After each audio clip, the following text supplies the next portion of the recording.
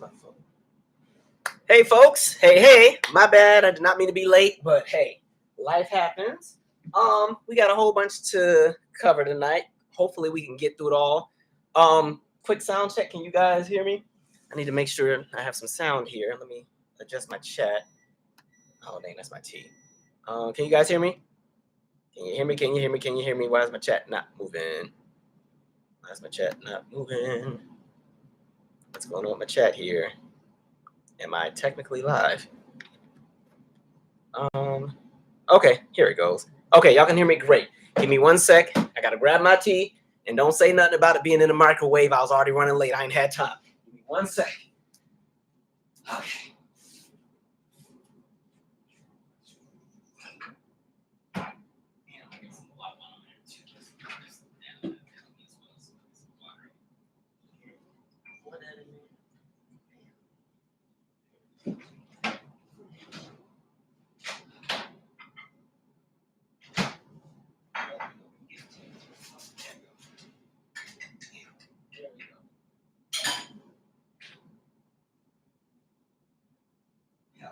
Glasses. All right, I'm here, folks. Actually, let me set this over here. Okay, put that down there. And one last thing. I gotta put this back and we start. Okay. Bam. All right, I'm ready. Hit my globe. Sorry, y'all. Okay, it's been one of those days. Anyway, let me get in my what's ups and my hellos. I'm trying to move this laptop over a tiny bit. Let's do it this way. All right, let's see here. What up, Tyler Hackner, Miss Pooch 99, Nicho the Awesome, Brielle Knox's Recovery Page Clinic, Soul Sister Diva. Omega Solomon said, "Is it even alive if he don't run up and go grab some damn tea?" Look, I mean, so every time we get ready to do a live, normally I'm like writing my notes, trying to get everything ready, and I always end up running out of time right before the live starts, and then I forget to get my tea or water or glasses or something, and then at some point I gotta get up and run and go get something. But it's okay. Like I said, we in the living room chilling. So welcome to my home. So y'all get the full experience. What up, Warrior Goddess? Latricia Jones, what up, what up? Cosmic Beauty said, that's why we were hearing dishes. Yeah, y'all hear me talking to myself in the kitchen, slamming drawers, and that's funny. All right, hello from Southern California, Demetrius. All right, we're gonna start very soon. Maverick Cuz said, what did everyone do? I haven't had a chance to watch the news much in the last few weeks. There's so much going on. I barely had enough time to even get my notes together because I'm like, dang, man, this will be a loaded live tonight. Hopefully we can get through it all. I don't like when I don't feel like 100% together on certain things, but we'll be good. All right, I'm going to actually just go ahead and start because we have a lot to cover. All right, being reset, let me go get my wine to pair with this reading that Calvin is about to give. I'm not going to read the girl. I'm not, because I think the optics of me being yeah, it's not gonna look good with me doing it. I do have my thoughts though. Yeah, I got some thoughts. Like, what was the goal here, man? Man. Okay, let me go ahead and start. There's been so much going on. Let me ease into some of these topics. First of all, can I tell you a beef I have that is totally unrelated to anything of relevance, but I'm giving people some time to get on. For some reason, every time I find a burger spot that I really, really like, it ends up closing. I'm so pissed because there was this spot not too far from where I live, right down the street, that I fell in love with. Like, I mean, the food was hitting, the stuff was seasoned right. It was kind of low key, so it wasn't always like super, super crowded, which is probably why it's closed now. But dang, man, I fell in love with that spot. It was only there for like maybe a year, and I probably discovered it a few months ago. And I was on my way there the other day. Like, you know how you like have a taste for something? Like, I could taste the seasoning, and I'm like, yeah, it's about to be And then freaking get there, and I just see, the windows all blacked out and the sign is taken down. I'm like, come on. Like, every burger spot I like ends up leaving. Like, back in the day, I used to love the burger joint. They still have a few of them around, but that was like my favorite spot. There was one in DuPont Circle. There was one in Old Town Alexandria. There was like a few of them. I used to love going there because for some reason I just like whatever little mojo sauce they put on the burger. And then all of them close. Every time I go find, like they'll close, and then I'll find a new location. Like, oh, I found a new one I can go to, and then that one is closed. There was even one. Let me tell you how pressed I was. I found one all the way in Bethesda, Maryland. Right, that's like a. Well, on the train, it's like 25 minutes. Driving, it's like 35, 40. I went all the way out there for this burger. Found the spot, perfect. Munching, having a great time. 2 months later, they ain't there no more. Like, I'm going to just purposely not like the places so that they can stay open. I was like, what kind of crap is that? Like, man, I'm so pissed. But the place I started liking, it was like in Gallery Place. It was called, hell, I don't remember what it was called. I just remember Eat Bergs, I think was what it was called. Eat Bergs or something like that. But it was pretty dope, but it's gone now. I'm like, dang. That was a nice staff and everything. I don't know what happened, but I feel some kind of way about it. And secondly, one other thing that has nothing to do with anything of importance, I feel like I keep getting the worst of luck with buildings that I move into. So if you remember the place I used to live in, some people don't realize I moved, but if you paid close attention, this right here used to be a window with a counter. That was the old spot. This is a different spot. Like that goes to another room, like a sunroom. But I told you guys how in the old place, we had like 3 fires in like 2 years. 2 of them was from the same lady across the hall from me, right? And then the last one was like last summer. I don't even know what happened. I just know they couldn't figure out how to turn off the sprinkler system. And the 4th floor, 3rd floor, and 2nd floor just got like flooded with the water. And then the water even came down to like the lobby. I was on the 6th floor, so it didn't hit me. But, and best wishes to those affected. But like after that, I was like, you know what, it's time to move. It's too much going on in this building. Plus, they always shooting at the restaurant nearby. So let me just go on and move. I moved to this place. It's great. Lots of space. You know, it's a little bit quieter in a funner location. Saturday, I was literally actually working on some content for the channel. And I kept, like, out here, I can see, like, across the street. And I kept seeing, like, this flash. And I'm like, oh, I was like, the fire alarm's going off in the building across the street. Because, like, the building across the street is all glass. So it's like, and I'm like, yeah, it's certainly going off. So I, like, got up and went to go be nosy, and I started looking. I'm like, wait, that's not that building. That's the reflection of my building. So I didn't hear no fire alarm or nothing. So then I go out in the hall, and I'm like, oh, there's an alarm going off. Oh, okay, mine, just like 11 o'clock midnight. Go downstairs. So fortunately, there's no fire. However, somebody was moving furniture, and they hit the sprinkler in their unit, and it triggered the entire sprinkler system on the 14th floor to and so we're all down in the lobby. They're trying to figure out how to turn all this water off again. So it's just gallons and gallons of water, and it's just seeping from floor to floor to floor. Let me tell y'all, it is across the hall from me. It missed my unit. Thank you, Lord. But the people across from me, I think they might have to move out because the water, like, it came through and just messed up everything. They done ripped up the carpets out in the hall and took the borders on the floor. What is that, crown molding? Whatever that is in the hallway. They done took all that up. There's all kind of machines and stuff going. And then what made it even funny, well, it's not funny because, yeah. Well, first of all, let me say this. I don't care for the people across the hall because they don't speak. So you know what? Best wishes, but you know, see what happens when you're nasty. See, touch not my anointed. My stuff was spared. But at the same time, when all of that was happening, there was a big party on the 14th floor as well in like the community room.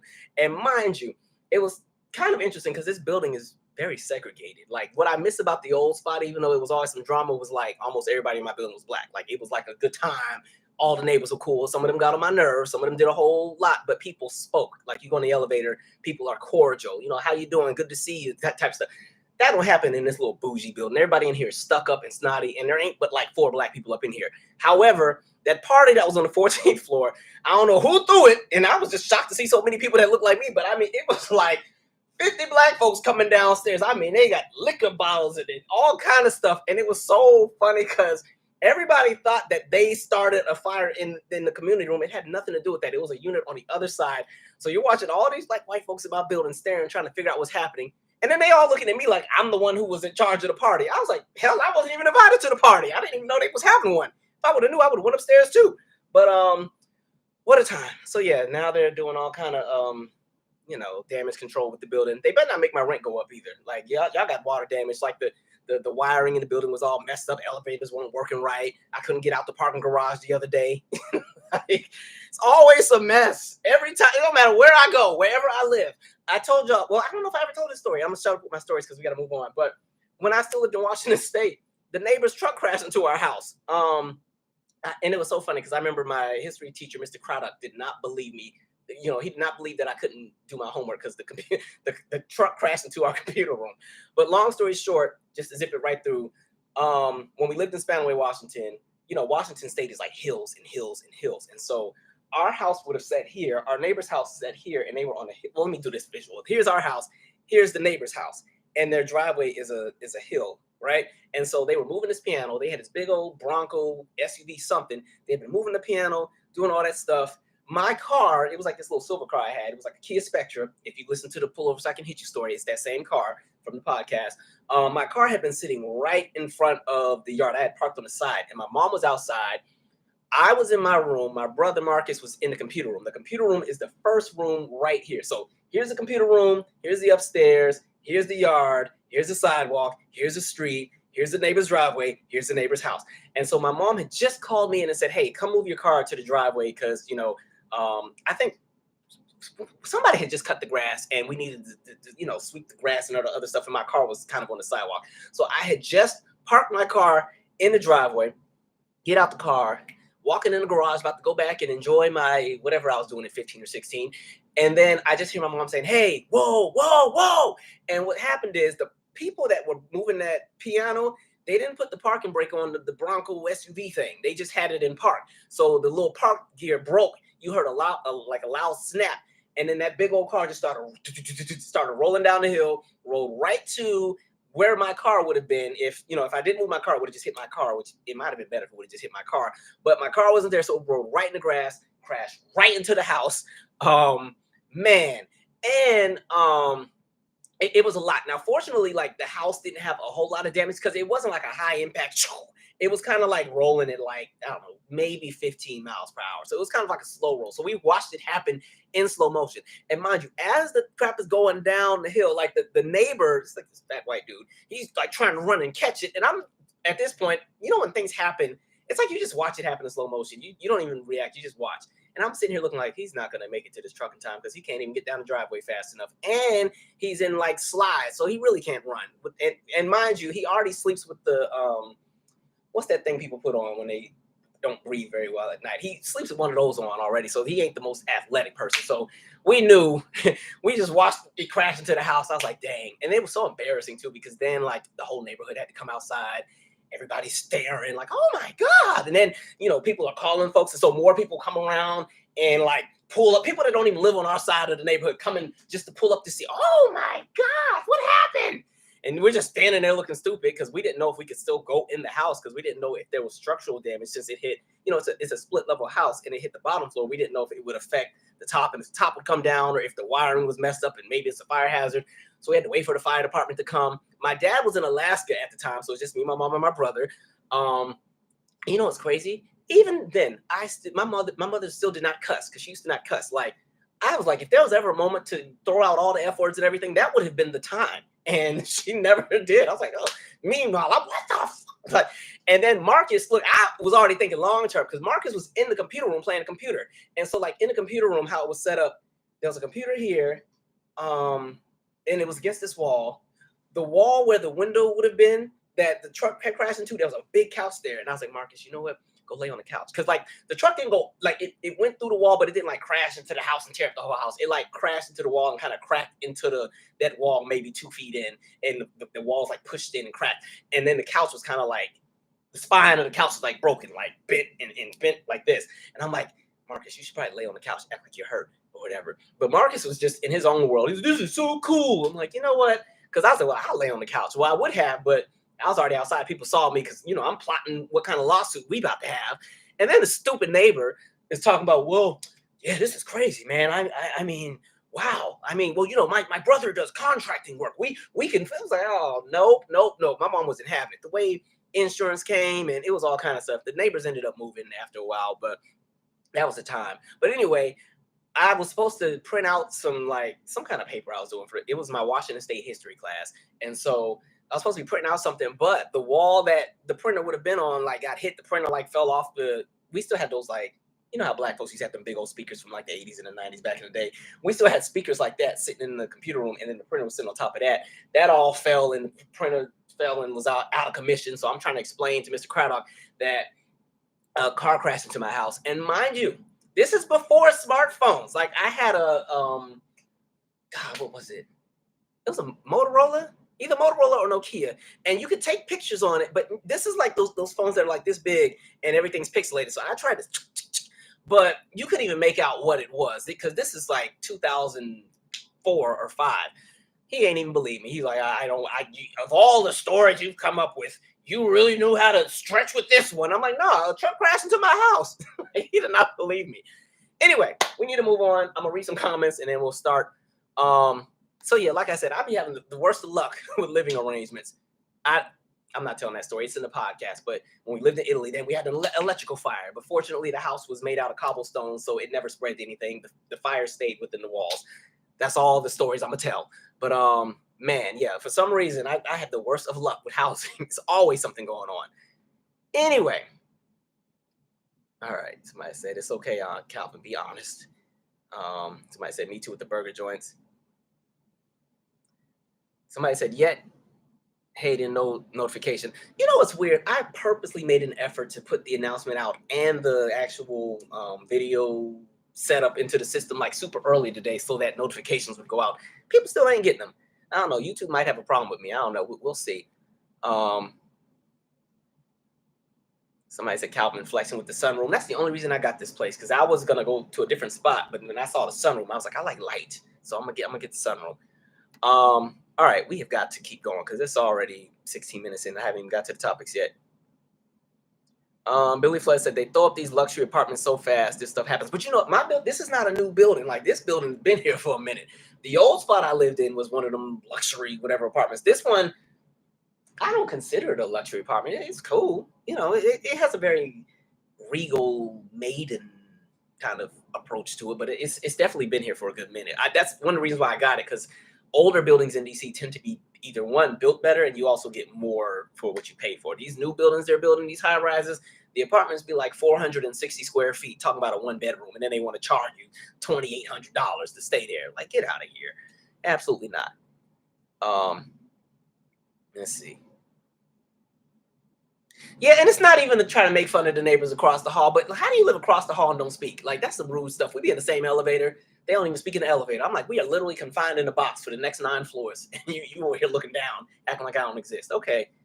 You know, at least when the fire happened at the other building with the lady across the street, like I remember I gave the lady my fan so she could kind of blow the smoke out. I was trying to help her because hell, when they said her stuff was on fire, I was in there with the fire extinguisher too. Like, this is across the hall for me. I don't want my stuff tore up. But yeah, like, we was working together. Them people across the hall, I don't know what their issue is. So, you know, look, I hope everything works out. But man, all right. No, it's not bad luck following me. I don't know what that. Look, I'm usually I got a lot of good luck. I don't know what that's about. So, man, it just must mean there's something greater coming for me. CPAP. Thank y'all. That's what it's called, the CPAP mask. I used to sleep with that every night. Let's see. All right, we got to keep going.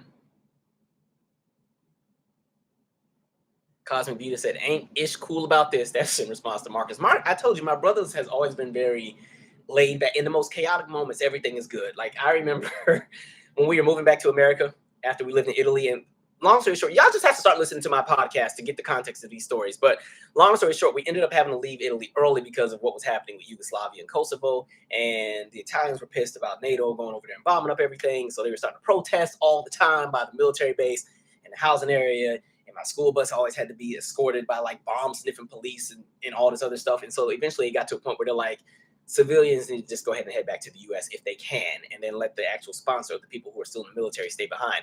And by then, my dad was out the military, but my mom was there. So I remember we were in the airport, and it's weird, like with the military, when you're flying like to an assignment or whatever, they usually put you on military flights. But if you're civilians flying back, then you're in regular, you're not in that military bubble. So we had to fly out of Venice as opposed to out of the Air Force Base. And so I just remember we were getting ready to leave. I'm such a crybaby. I'm thinking, oh God, my mom has to stay back, because it was me, my dad, and my brother going back. My mom had to stay for a few more months. And all I'm thinking of is war and people getting blown up. And it's my mama. I start crying in the airport. So embarrassing. And my poor brother's like, come on, let's go. He was like 4. Let's go. I'm like, wow. So he's just always been in his own world. Silly guy. All right, let's go ahead and start. Okay, I'm gonna do this one first before I get to Carlee. So I saw, actually, no, I got a few stories. So first of all, I got to backtrack. I don't know if you guys saw this story, and this is about the lady. She was the manager at Amazon who had been running that scam and had made like $10 million. Let me read the article real quick, and then we will chat. Let me pull her on up. All right, here we go. So it states an Amazon manager who stole almost 10 million with fake invoices and used the money to buy a house, a Tesla, and a Lamborghini was jailed for 16 years. All right. An Amazon manager was sentenced to 16 years in jail for running a fraud worth close to 10 million. Kyrika Wortham created fake vendors and invoices with funds sent to bank accounts she controlled. She spent the proceeds on a $1 million Georgia home, as well as a Tesla and Lamborghini cars. Where's the rest of this article? After running a $9.4 million fraud ring while working at the online retail giant, she worked as an operations manager at an Amazon warehouse in Smyrna, Georgia between August 2020 and March 2022. She used her position to create fake vendors, passing them on to unknowing subordinates to process, per the U.S. Attorney's Office for the North District of Georgia. She would then make fake invoices for these vendors linked to bank accounts that she and her accomplices controlled. Wortham conspired, they got everybody's name up in here too, okay, with Brittany Hudson, whom she was dating during the scheme. Hudson ran Legend Express LLC, which was contracted with Amazon to deliver packages to customers per the U.S. Attorney's Office. The couple used the proceeds of these fictitious invoices to make purchases, including a $1 million home in Smyrna, a Lamborghini Urus, a Dodge Durango, I didn't even know they still made those, all right, and a Tesla Model X. Wortham also worked with other employees at Amazon, including one working in loss prevention and a senior human resources manager to execute her scheme. The U.S. Attorney, okay, we know who said it, all right, U.S. Attorney's Office said, all right, we got it from there, thank you. The two workers provided Wortham with additional names and social security numbers to create more fake vendor accounts. She faced further fraud charges for fabricating court documents to close a deal with Cyrus Franchising Company to franchise a hookah lounge in Atlanta. Y'all aren't even trying. Like, you know what? Wortham, 32, oh, she's younger than me, 32, was sentenced to 16 years in prison following 3 years of supervised release. She was ordered to pay Amazon almost $9.5 million in restitution. Wortham represented herself in court. Ma'am, all right. All right. According to court documents seen by the New York Times, Nick Loitito, a lawyer who served as standby counsel for her, told the Times the punishment was greater than necessary. I do agree with that part. The home and cars bought with Wortham have already been seized, along with $2.7 million in cash from multiple bank accounts. The individual stole millions from businesses that employed her, exploiting not only their trust in our nation's financial systems. All right, I'm gonna stop right there. First of all, let's not act like Amazon is this upstanding company that takes care of the people. So we can cut that crap piece. That's part one. But I will say, see, the thing, I hate that I laughed at this story, but ma'am, like, if you look, and from what I read, because I saw some other stories, like she bought a house close to the store. Like, it wasn't far from where she worked at as far as the warehouse. Like, it still was there. She was up in there bragging and everything. And I'm like, ma'am, like, if y'all are gonna do like the thievery, y'all gonna have to be smart about it. Like, they didn't try to do this big old grand scheme and got all the evidence tied back to them. A hookah lounge? Like, what? Man, like, y'all really aren't even trying. Then you're gonna represent yourself in court. And I don't get that, because you had money for a good lawyer, because you sitting on millions. Like, what are y'all doing? Like, if you're gonna do the thievery, you need to be smart about it. See, understand, at least, and set it off.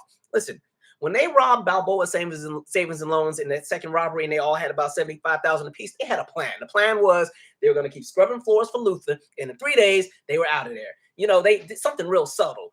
But no, this lady should have bought freaking a mansion, Teslas, Dodge Durango, Lamborghini, and we're like, now we know what kind of salary you make, and I'm sure warehouse manager, she's probably making maybe $60,000, $70,000, $80,000 doing that role. It could be more, but even then, that still doesn't equate to $1 million house and Lamborghinis and Teslas and all this other stuff. Like, what are you doing?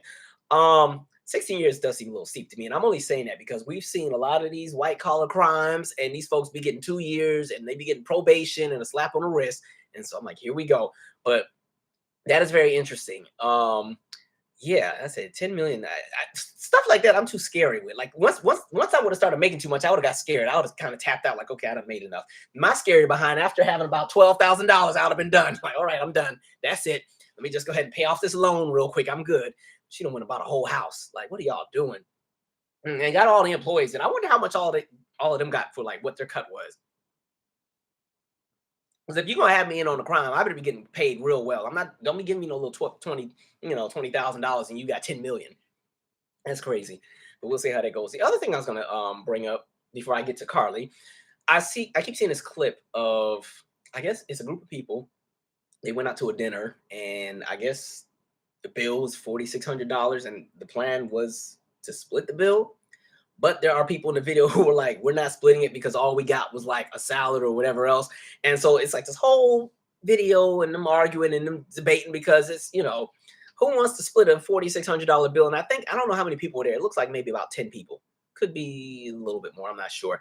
But I'll say in a moment like that, I feel like in those kind of instances, that's something everybody has to agree upon before they even get there. And even when you agree upon it, I feel like there should already be a heads up that, hey, this is kind of a venue that's pricey, and we're asking that everyone be prepared to pay about $200 or $300 a person type of thing. That way, there's already a heads up. Like, I don't know if that was communicated, but I know if I go to a group anything and the bill is $4,600 and all I had was some salad or something real light, I'm not splitting that either. Sorry. Like, listen, I'll request my individual bill. I might put a little extra on just to help everybody out, but nobody told y'all to go and get these elaborate lobsters and steaks and everything and all the other stuff. Like, I'm trying, and also, where y'all eating at?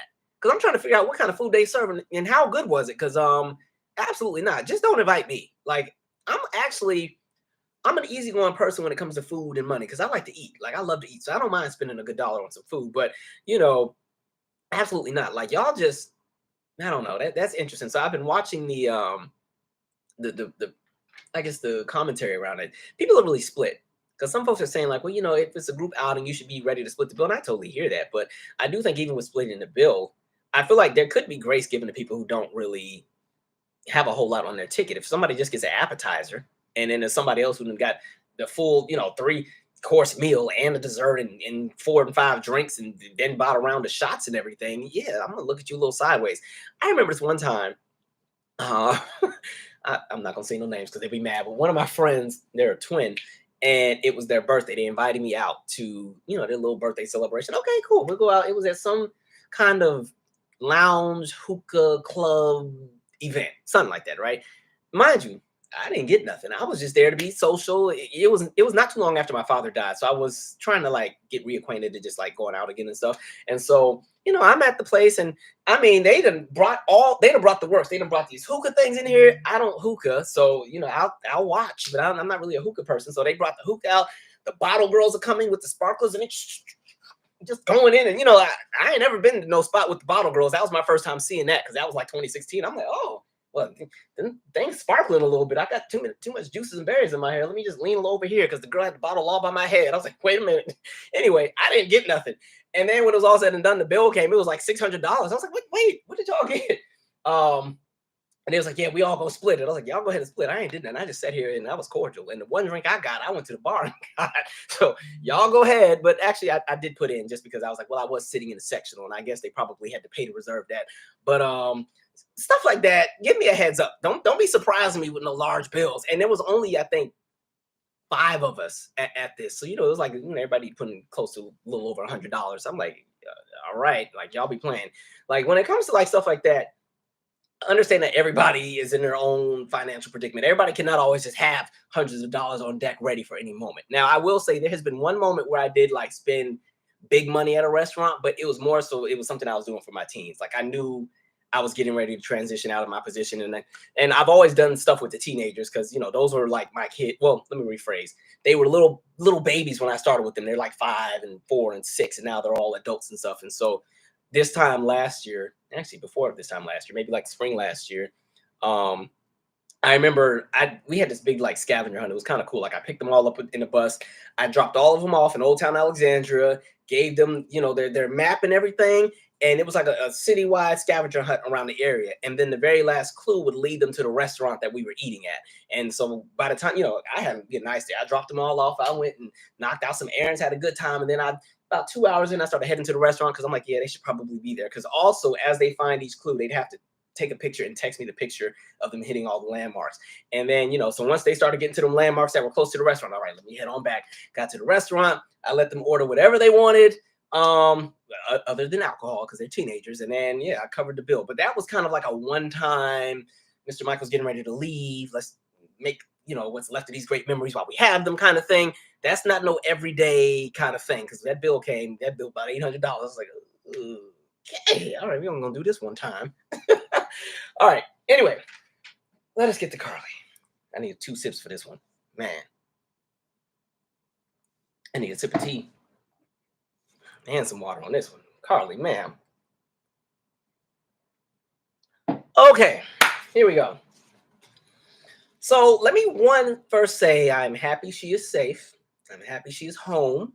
We've seen many instances where we get these stories and people are missing, and we don't always get such I don't even know if this is a happy ending, but an ending where no party is harmed, right? We don't get that too often. So what I want to do, let me read some of the details and then we'll talk.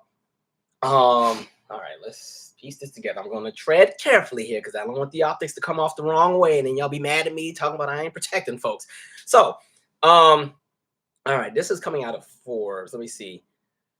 The story of Carlee Russell, a 25-year-old nursing student who alleged she was kidnapped in Alabama last week while attempting to help a toddler off the interstate, and her mysterious return home had been captivating national attention. But law enforcement officials are now saying she may not have been abducted at all, and there's no evidence of a lost child. Here's what we know about the case so far.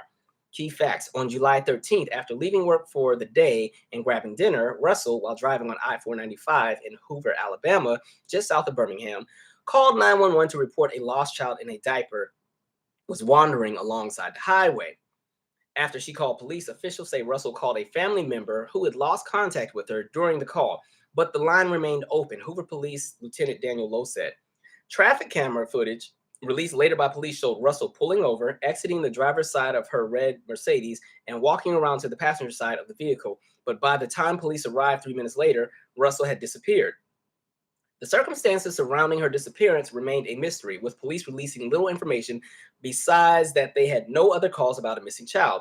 Just before 10:45 p.m. on Saturday, about 49 hours after she first disappeared, Russell returned home on foot, ending a 2-day statewide search.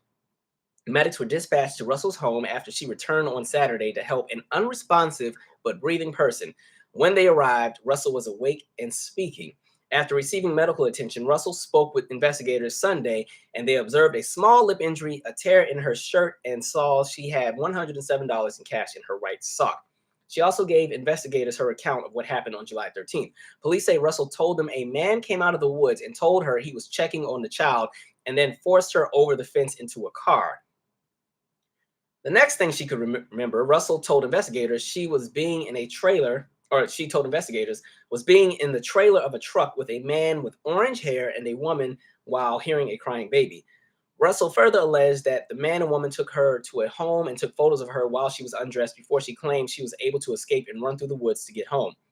Since she returned home, law enforcement officials have been unable to verify the details of her allegations. Through their investigation, police learned Russell purchased snacks from Target before she went missing. But when police located her car, snacks were not among the items found. At the time, police officers found a wig, cell phone, and a purse on a roadway near her abandoned car. The Hoover Police Department said in a Facebook post. Investigators also said Wednesday they did not find any evidence of a toddler on the interstate.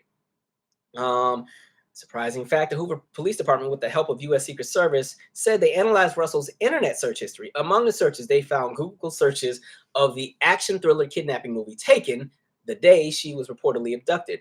Other search results described by investigators on Russell's cell phone or work computer included searches on the maximum age for an Amber Alert and whether or not one has to pay for an Amber Alert. Authorities said Russell also searched for how to take money from a register without getting caught and a one-way bus ticket from Birmingham to Nashville. This is a long article. How much? Okay, it's 3 paragraphs. I'm about to say. All right. On Tuesday, Russell's parents did an interview with NBC's Today Show to discuss their daughter's disappearance, saying she was not in a good state when she returned home. Her mother said there were moments where she physically fought for her life, and there were moments where she had to mentally fight for her life. What we don't know, investigators have said they've only interviewed Russell once, and it's unclear if they will speak to her again. Hoover Police Chief told reporters that events surrounding Russell's disappearance and subsequent return home are still under investigation. $62,000. That's how much reward money was collected by nonprofit Crime Stoppers of Central Alabama in exchange for anyone with information about Russell's disappearance. Initially, Crime Stoppers of Central Alabama said the money would be sent back to the donors after Russell reappeared, but they later announced that that would no longer be the case. This investigation is still ongoing. There is no basis to refund any contributions at this time. All right. Okay, so, all right, kids. Where do we want to go here? So, as we see, the details have a lot going on.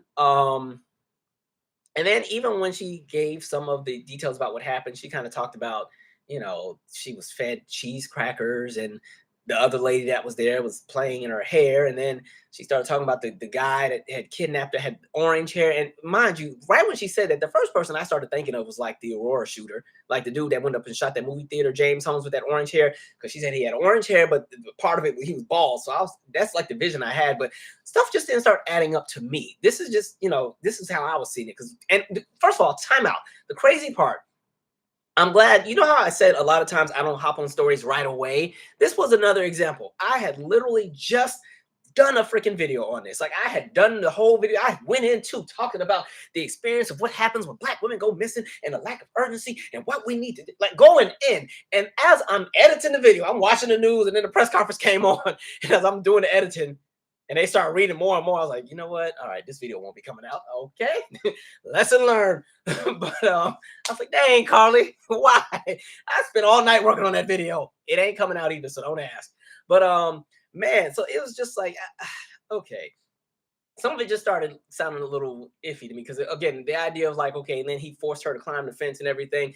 I'm like, all right. So the idea, you got to climb the fence and then get in the car. I feel like you could have just ran back to your car and got in. And then the fact that the guy comes out of the woods saying he's checking on the baby, and there's just a lot going on. So some of that just threw me off a little bit. And again, I was really giving her some grace because stuff does happen. We do live in the United States. There's all kind of crazy stories. And to be fair, I also don't always hop on the full accounts of any kind of police department because we've seen how they cover up stuff. So I was really trying to check all the boxes I could check. But I was like, dang, Carlee, this story is working against me right now. But yeah, by the time they got to that internet search, I said, all right, Carlee, I'm sorry. You over here searching how old do you have to be for an Amber Alert? I was like, okay. And then, taking money from the register. Somebody had a joke and they were talking about her getting the one-way ticket to Birmingham, saying that same night, I guess Beyonce was in Nashville. So she was just trying to get to the concert. I was like, see, y'all got to make everything a joke. But I was confused with that too, because I was like, even with whatever the plan was, I'm not sure what the end goal here was, but even the idea of going to Nashville, Nashville ain't even that far. That's only about a 3-hour drive. So I don't know what the role and what was supposed to happen. I don't know. But see, to me, it looks like she done put about 10 movies together to make this whole thing come out. If in the event that what they're reporting is true, because who knows? Maybe everything she said actually happened, and we'll all have egg on our face later on. Pretty unlikely, but it could happen. But based on what she's put out, I saw like 10 movies in my head because it was like she was talking about Taken. And then again, they got the orange hair coming, and then the person that made her try to climb the fence to get into their car. And then the thing for me was like, okay, you get over the fence. Is there another road somewhere? Because now you're in a truck and everything. And now the lady is obsessed with your hair. So they're playing with your hair. And then they took pictures of you. And then they were feeding you cheese crackers. Now, I don't like cheese. So that part to me was the terrifying part for me. That would have been torture for me. You might like, ooh, Lord.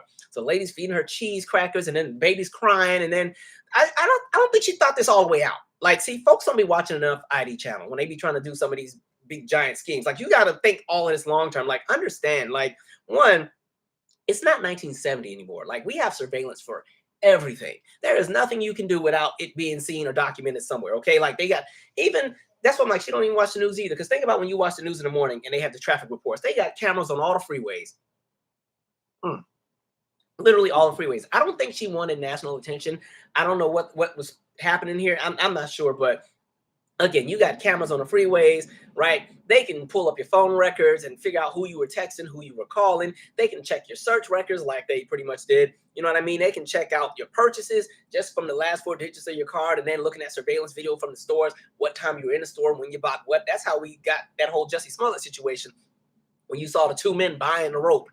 That was another one where I had the video ready. Only that video actually got uploaded. I took that one down real quick. Like, wait a minute, hold on. Time out, Jussie. I was with you, but hold on. But yeah, they could even get like the phone pings, like those different pings from the tower. So every time you get from one location to another, the ping catches it. But I guess in that moment, she left the phone in the car. And then what also threw me off, and please don't take this the wrong way, when they said that she left the wig in the car, I was like, I don't know too many black women who gonna step outside like without their hair wherever it's gonna be. I don't know if she already had one on and that was the extra one for women. Y'all be having like a brunch wig and stuff sometimes. Y'all be having a wig for the store, and then there might be the brunch wig in the car, and then when you get to the parking lot, you switch it and go on. I don't know, but that's what threw me off for a minute. I was like, wait a minute, what? You left the wig in the car. Now, okay, all right. That's normally the crown. Like, you better be happy Monique wasn't around, because you would have had a bonnet on. She's gonna tap you on the side of the freeway. Monique would have pulled over. Hey, sis, you making us look bad.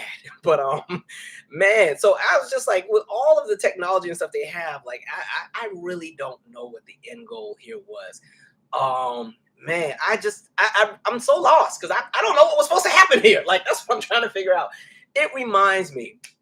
Actually, before I tell the story, I will say the thing that I think sucks about this is it does kind of waste resources, because what I will say is, I don't know if I can say it felt good, but I will say it did make me feel a certain kind of way that finally there's, a black woman who's missing and it's getting national attention, and people are doing the works to go and find this woman, because we often don't get to see that, right? We often have so many moments where black women or young girls or black individuals go missing and there's no sense of urgency. You know what I mean? There's some moments where people actually do call 911, and then even the dispatcher is unfazed and they don't move. They don't take anything seriously. And we've seen so many moments where times haven't gone well. Like, just again, like even with that little girl that they just found her body, the 2-year-old from the other week, like stuff like that breaks my heart. So with this, I was like, okay, we're getting somewhere. You got all Alabama looking for this woman. So that kind of stuff, it kind of, it makes it a little sad, but that's why I'm like, keep that same energy for the additional people that are missing. Like, if that's the energy y'all can get for Carlee, great. Let's keep that for everybody.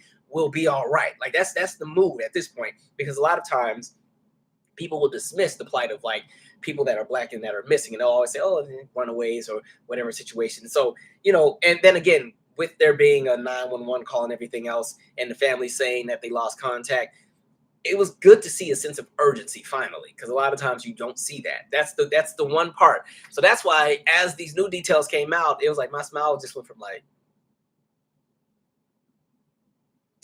like, come on. But going back to my conversation about surveillance, right? So I've told this story a few times, but I'm gonna tell it again. Remember that time they had that prank floating around, and it was like, your friend would send you the text like, oh, if anybody asks, you were with me. And then it was like, post how your friend responds on like Instagram or Twitter or whatever, see how people respond. My coworker tried to do that, or that's Ava from the podcast. She sent me one of those texts. But see, she doesn't know how to just do the simple prank like normal people. Folks always got to do the most and add too much. So around that same time, there had just been a murder not too far from where we worked. Like, we could walk to where the body would have been, literally, right? So that was all in the same week. So that had just happened. She sends me the text at like, I don't know, maybe 11 p.m. If anybody asks, I was with you. And automatically, listen, I'm somebody who's real analytical, and I think long-term about everything. And so I just sent a question mark, because I'm like, wait a minute, pause, time out. What's the context of this? I need you to give me just a little bit more context, because if I'm going to jump into this foolery with you, I need to not look stupid too. We need to be on the same page. So you just can't say, if anybody asks, I was with you, because technically the only people that would ask would be, one, her husband. And that's really the only person that she would be in a position where she'd have to kind of respond to. It wouldn't be anything with work, because I was her boss. And, unless it's something with the police, right? And anyway, so there's the murder in the area. It's tied to a few people that we indirectly know. And so when she was like, if anybody asked, you with me, I sent the question mark, sent the response. She ain't respond. Gonna leave me on red. So then I sat for like 5 minutes, like, So I called her, like, hey, what's going on? And then she want to sit there, and she's playing deep into this. She want to sit and play into the game. I can't talk right now. I gotta go. I'm like, huh? What? Click. So then she hung up, and then I'm paranoid. Then she texts me, and she's like, the officers at my house right now, they're gonna call you in a minute. It's like, what they calling me for? I ain't do nothing. So then I'm sitting, now my blood pressure, like, I'm like, man, I don't got time for this. And then I get a call from this number. She had her brother call me, because I don't have his number like that. So her brother calls me from his phone, and it's a number I don't recognize, but it's an area code of the same. Like, I live in DC, but my sister-in-law was in Virginia. And so, it's that Virginia area code and everything. And I was like, I ain't answering that. Hell, I'm asleep. I went to bed.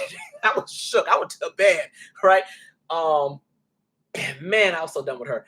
But then, so I was like, I laid low for like 2 days, because it was like going into the weekend. So I didn't hear from her till like I went to work. I was like, I wonder if she's showing up. I hope she ain't killing nobody, because if she in jail, I don't know who's gonna run the center today.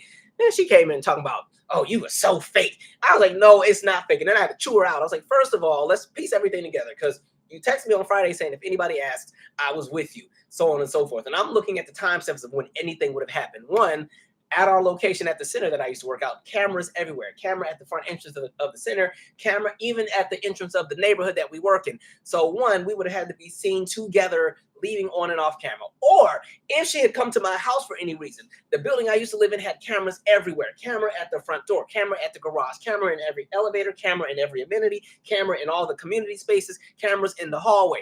You would have to be seen on camera with me at some point. And then even the neighborhood, cameras everywhere. We ain't on camera together nowhere, because we ain't been together since the end of Friday. So I had already mapped this out. So I'm like, you about to mess up my whatchamacallit. And at the same time, I think she just had her daughter or something too, and I'm the godparent. I'm like, you see, we about to all be in jail, and that girl gonna be in a foster home because y'all playing. But anyway, going back to my main point, like, ma'am, I don't understand, Carlee, the goal here. So we will see how this unfolds. I just, man, people watch too many movies, but they don't watch enough of the right movies. I don't be watching like ID channel, but I want to get to the other part too, because it opened a conversation about human trafficking, and a lot of people jumped into a dialogue about human trafficking because that was one of the assumptions. Now, I did talk about this in that video that's not coming out, so I'll talk about it here.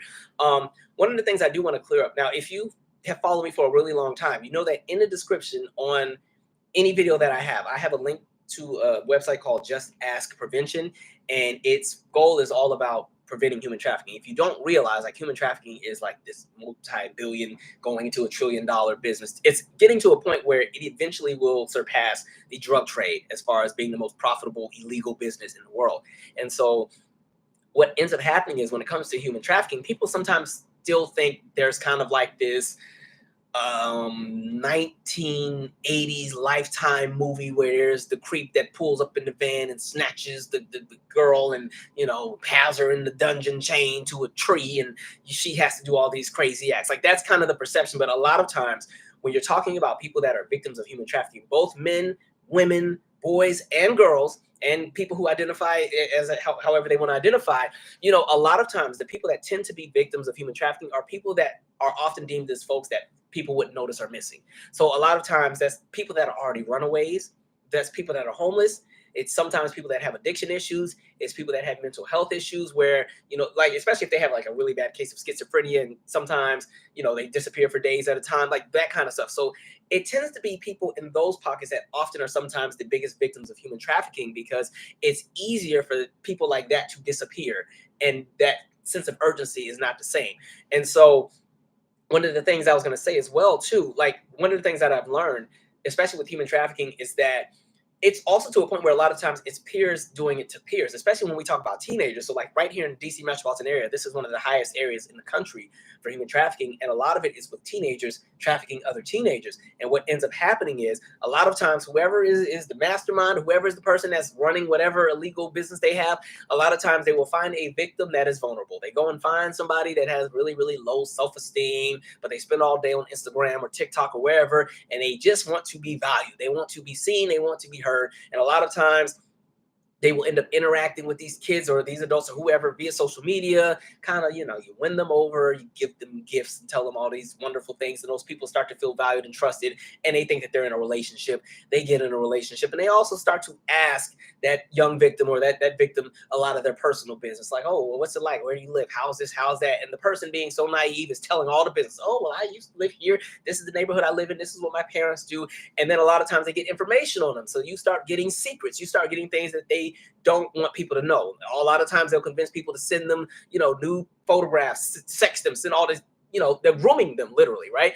And so what ends up happening is people end up in a situation, well, there's multiple situations. So one situation is people think they're in a relationship, and then eventually it turns out, no, you're not in a relationship. You're kind of get set up to this, and now they're asking you to do a favor for this or to do that. And what ends up happening is if you don't do that favor, if you don't do whatever, these are the things we're going to do. So, you know, remember how you said that your mom did blah, blah, blah, blah, blah? Well, we found where she works, and if you don't do this, we can kill her. Remember how you sent me those pictures of you doing this in this position? Well, I also have your social media, and I'm about to post all of your pictures everywhere if you don't do this or do that. And so you have that happen. A lot of times when you're talking about teenagers grooming teenagers, you have an adult find a victim or a teenager, put them into that same system, and that person has been groomed, and now they're a part of that system, and now they go and befriend somebody in their age group. And a lot of times, especially when you're talking about the young males that are both victims and also perpetrators, they will often go find very attractive, well put together teenage males, right? That, you know, are kind of what would be the heartthrob for young girls to be attracted to, so on and so forth. And then you get them and they go and they kind of razzle dazzle the young girl who has, again, self-esteem issues, but oh my gosh, it's the finest dude at the school who's talking to me. Because a lot of times where human trafficking is at now is a lot of teenagers that are being trafficked still come home every day. People don't even realize it's not the idea of being kidnapped and thrown in a van and they disappear and get shipped off to Sri Lanka. A lot of times that those hours between 2 and 7 p.m. when, you know, school is out, a lot of parents are still commuting back home from work. And that's also the time period where students are at cheerleading practice or football practice or basketball this or student body dance team, all that kind of stuff like that. You know, that's the time that they're doing the trafficking. And so a lot of times kids are coming home every single day and they've been trafficked for years or for months and people don't even realize. And what ends up happening is the parents start to see a shift in their behavior. They start to see a shift in how they move, how they do things. They start to see, you know, some of these students end up on drugs, you know, because a way to get people to do things that you need to do is get them hooked on something, get them into a position where they are latched on, where that withdrawal is too unbearable to, you know, press through. So you continue jumping into whatever. And so you end up seeing that. I remember meeting this woman who lived in Fairfax County. And this is kind of what this is after talking to her is when I started really like putting information on like the deep on my description about that website, because she was a parent who was like, yeah, I was the, and this was a Black woman, you know, I was the mom who was 100% involved with my kids. I volunteered at the school. You know, if they wanted to go somewhere, I would ask them who were they going with, you know, who's all going to be there. She would call the parents' house to make sure they were good. Like she was that parent. And her daughter had been trafficked for like 3 years and she had no idea. So the entire time that she thought her daughter was staying after school or going to a friend's house or going to the library, she had been getting trafficked in the area for like 2 or 3 years, to the point where the damage had been done where the daughter started having like mental health issues and everything else like that. And it took years for them to get her to a space to, you know, just be able to function again. And so like that trafficking crap is real. So I think going back to Carlee's situation, again, a lot of people were like, oh, you know, it's a trafficking situation. It's unlikely that they're going to use a baby on the side of a freeway and then, you know, snatch up a grown woman who's coming from work in a vehicle, because she would be the kind of person that is too much of a high risk to go missing because people are going to go and look for her. You know what I mean? And so that's kind of just one of the conversations I did want to put out there. But go to that link in my website, or not my website. Well, I do have a website, but in the description on here, and just kind of check out some of the information, especially for parents who do have teenagers or even young adults. Like just kind of look and see the insight about what happens with human trafficking, because it's multi-layered and there's layers to it. There's the layers where it's local. There's the layers where eventually, yes, they do start shipping some people into different cities. Like understand there's a reason why, you know, places like DC metropolitan area, New York metropolitan area, Atlanta metro's a hub, Chicago, the big giant major cities that have, you know, those big hubs for international flights and stuff like that. Those are like the hubs where you start, it gets into a different space. So like there's so much that can be said. And I think I've kind of covered this a few times already, so I'm not going to go super deep into it, but understand that in the conversation of human trafficking, there's layers. And I think people should, in addition to being concerned about the random people that pull up in the vans and snatch folks, pay attention to just what's happening in your neighborhood as well. Because like I said, when they talk about that peer-to-peer, like that had me shook. When I saw that, like it was literally even going into the schools and they were doing the reports where you had students, you know, in the same class and one classmate is trafficking the other one. And there's no, you know, nobody has any idea. And the student is so locked in that they don't even know how to get out, because again, somebody has too much on them. Somebody has too much information on them. Or, you know, if they bought them all these different gifts, it's like, you're in debt to me. You owe me this, you owe me that. So, I mean, it has layers. Like, all right, I'm going to pause because I did not mean for this to get so dark. I'm going to pause on this and read some comments. And then I do want to laugh at Dan Snyder for like 5 minutes. All right. Where are we at here? I just think it's a lot. And then again, I'm not sure what her goal was, but then again, calling and saying that there's a baby on the side of the road, like if you weren't trying to draw attention to yourself or whatever you're doing, it's certainly the actions don't tell that, because it just makes things bigger and grander. You know what I mean? Man. So I don't know. That's a lot going on. All right, my chat is not even letting me go all the way up. I don't know what's okay. Well, I'll just start from here then. Man, somebody saying she still effed it up after all that research she did. I just think she tried to do too much. You try to put 10 movies together and try to make this elaborate scheme. Like, I know we live in the United States and there's a lot of foolery all the time, but man, everything is not as extreme and as chaotic as people try to make it to be. That's one of the reasons why I say like reality shows are not as entertaining as they used to be, because now like people get bored, and I think it's because they always want like drama. But if a reality show shoots for 4 or 5 weeks, understand most of us live pretty relatively quiet lives. Every day is not some extremity. So like when it gets to the point where you're thinking somebody's going to have this happen on Monday, and then I don't know, the house blows up on Tuesday, and they get to fight on Wednesday, and then they get to fight at the bar on Thursday, and then somebody hits them with a car the next day. All that crap is fabricated. Nobody's living that kind of life every day. I mean, there are some, but that's what people want with a lot of reality shows. It's just unrealistic.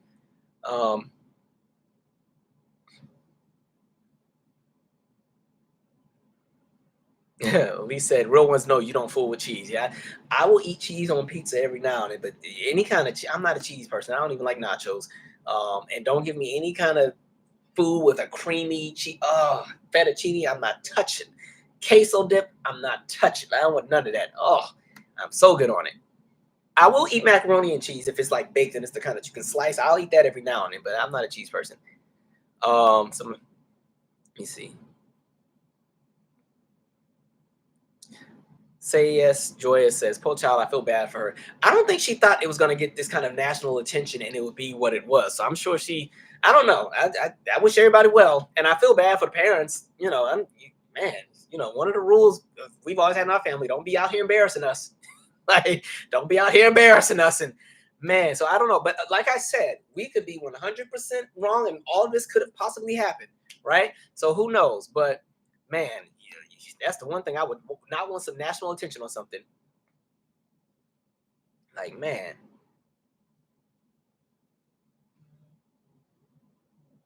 Let's see.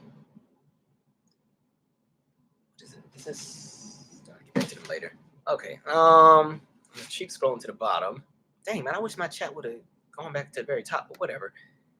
So I can't see any of the comments for the first 2 or 3 stories, but that's okay. Somebody said it was planned. She should make a public apology, be given 6-month community service and a mental health life coach.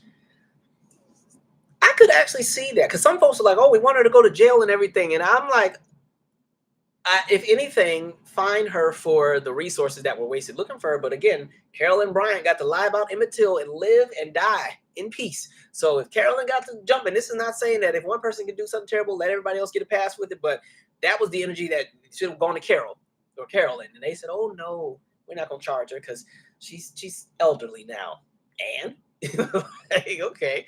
But no, I could see some community service, public apology, and keep it moving. But yeah, people tend to do things. It is what it is. I still don't understand what the goal was, what was supposed to happen, man. Let's see. I'm gonna move to another story in a minute.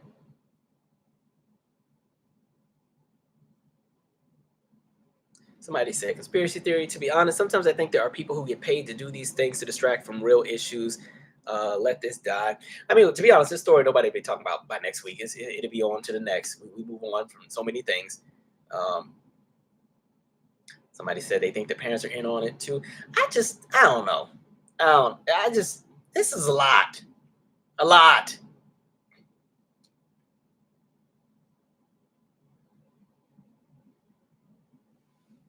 Somebody said, stop protecting the criminal because they happen to be a black woman. She did a crime and now she needs to do all the time.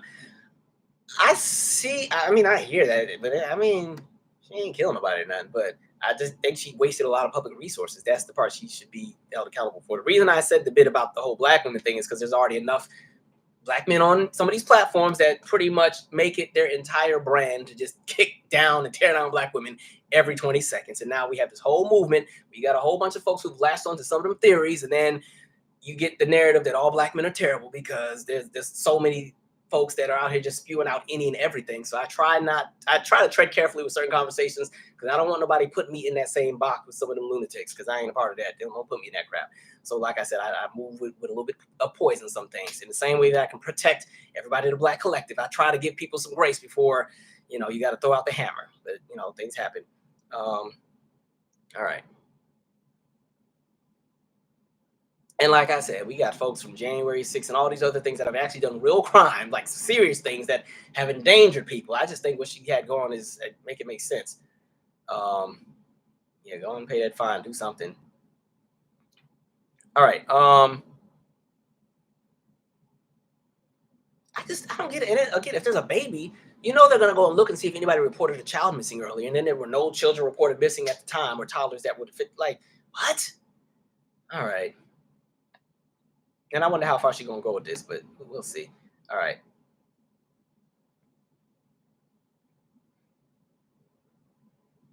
Let's see. KO said, yeah, Epstein used this tactic too. Teen girls were finding other teen girls to recruit to Epstein's house. Like that's the scary part with this whole trafficking thing is they're using actual peers. Because again, a random teenager who may have vulnerabilities to the point where it's easy for them to be trusting, they're not going to trust some random old Joe off the street, but they will trust somebody who they think is their friend or somebody they think they're in a relationship with or somebody they think they have leverage with or have an opportunity with, you know. And so that's why you're seeing teenagers be used to do a lot of what's happening. And so that's the part that's really, really scary. Because yeah, when that lady was telling me her daughter was coming home every day and she had no idea that was happening, like, man, I was like, you got it. That's crazy. Somebody said there was no logic behind it, Calvin. Yeah, I don't know what was going on, but I do agree with that idea of, you know, let's get a check and just see what's going on as well. And I know some people also were saying, oh, it could be they were saying it might be a mental health thing, but my response to that too, there's too much intent in a lot of this. The searches and the purchasing the items and all of that. So there's too many boxes to be checked. A lot of times people who do have mental health issues, they're not moving with intent. They're moving off impulse. They're moving in the moment. They're moving off emotion. Everything that we've seen so far has been planned out and laid out very organized and strategically. It just didn't go too well. It wasn't a good combo. Like the combo, it was combo number 6. You should have went combo number 2 or something. It didn't go too well. So even with the idea of the mental health, yes, and at the same time, I wouldn't use that as the reason behind what she had going. Something in the water is murky. I can't figure it out, but yeah, to me that just seems very intentional and planned out. Again, the internet searches, how much does it cost for an Amber Alert? How old do you have to be for an Amber Alert? You know, how do you take money from the register without getting caught? I think she's talking about. See, she was probably watching the ID channel and seeing those bank robberies when they have the die packs, but they don't do no die packs at a cash register because most people ain't carrying cash anyway. Everybody's swiping cards. So, all right, I'm gonna move on because I've had enough of this Carlee situation, but we will see how this unfolds. Like, man, that's gonna be a whole lot going on. All right. All right, I need a sip after that. My God. Carlee, ma'am. Night of the Wretched. Went to Baltimore to have big fun. All right, real quick, Dan Snyder. Now, y'all know it's still after NFL around these parts, but for those who do follow, if you didn't know, Dan Snyder is or was the owner of what is now DC's, the Washington Commanders. They used to have the other name. But anyway, he just, they just sold the team, but he's also been fined over $60 million from the NFL because of sexual assault allegations and a few other things that have been happening. All I want to say is, personally, I have never cared for Dan Snyder because I didn't like the way that he moved when there was the movement to change, the name from the Redskins to something, else. And he was one of the main ones saying, I'm never changing the name as long as I'm here. And the reason that I had smoke for it is because you have a specific group making their claim saying the reason why we don't like this name is because it has this offensive history and this backstory. Understand really quick that specific team, they're now the Commanders. Understand at one point before they were in DC, they were in Boston, right? And you go back to the history of Boston, you go back to the specific Native American tribe that was there and how there was a bounty on the heads of those Native Americans. And pretty much, you go and you capture them and pretty much chop the heads off. And you got a nice cash prize if you could bring back one of the heads to, city center or town hall or whatever, and you got to, a check for it. The reason we ended up getting the name Redskin was the blood that would drip from the heads once you hung them upside down. And so that's why people were like, let's change the name, it's offensive. And he was one of the main ones, like, no, it's part of my heritage. And when I was a child, my father, we took pride in being fans. Like, they made it all about them and their ego and how their levels of comfortability would be shaken up if the name was changed. So I just never saw it for him after that.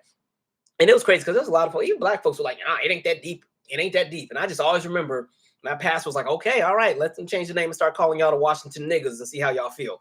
So, like, man. So, yeah, enjoy that 60 million, but I think they sold the team for like 6 billion. So for him, he's not even going to feel that. Like, that's just how long his money runs.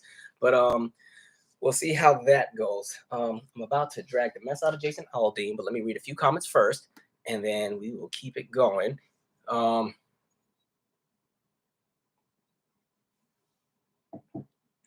Let's see. D. Bradford said, yeah, if it's a mental health moment, I don't think she would have been researching this and that. Yeah, that's too well thought out. That doesn't come off as very irrational and impulsive to me. That's very, I had plans.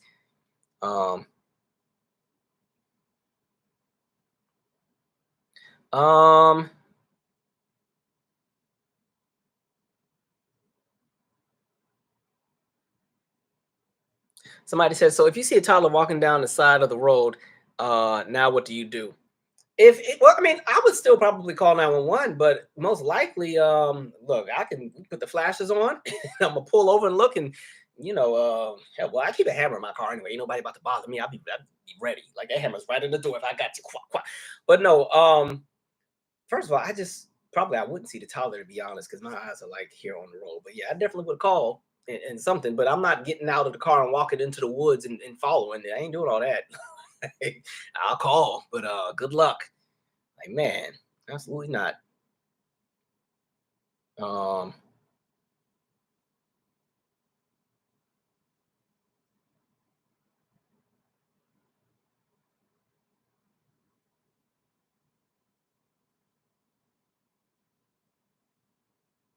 Somebody said lots of women are used as bait also.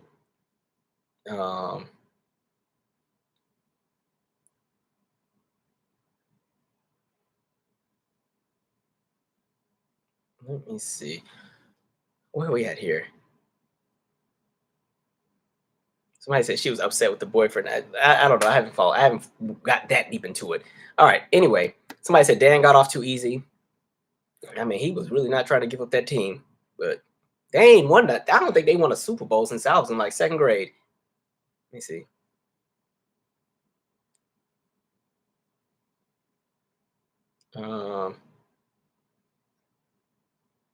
Somebody said Dan. Who? Dan? So Dan was the owner of the Washington Commanders.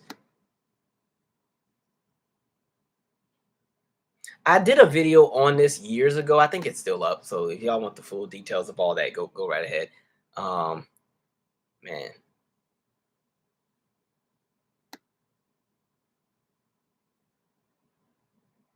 All right.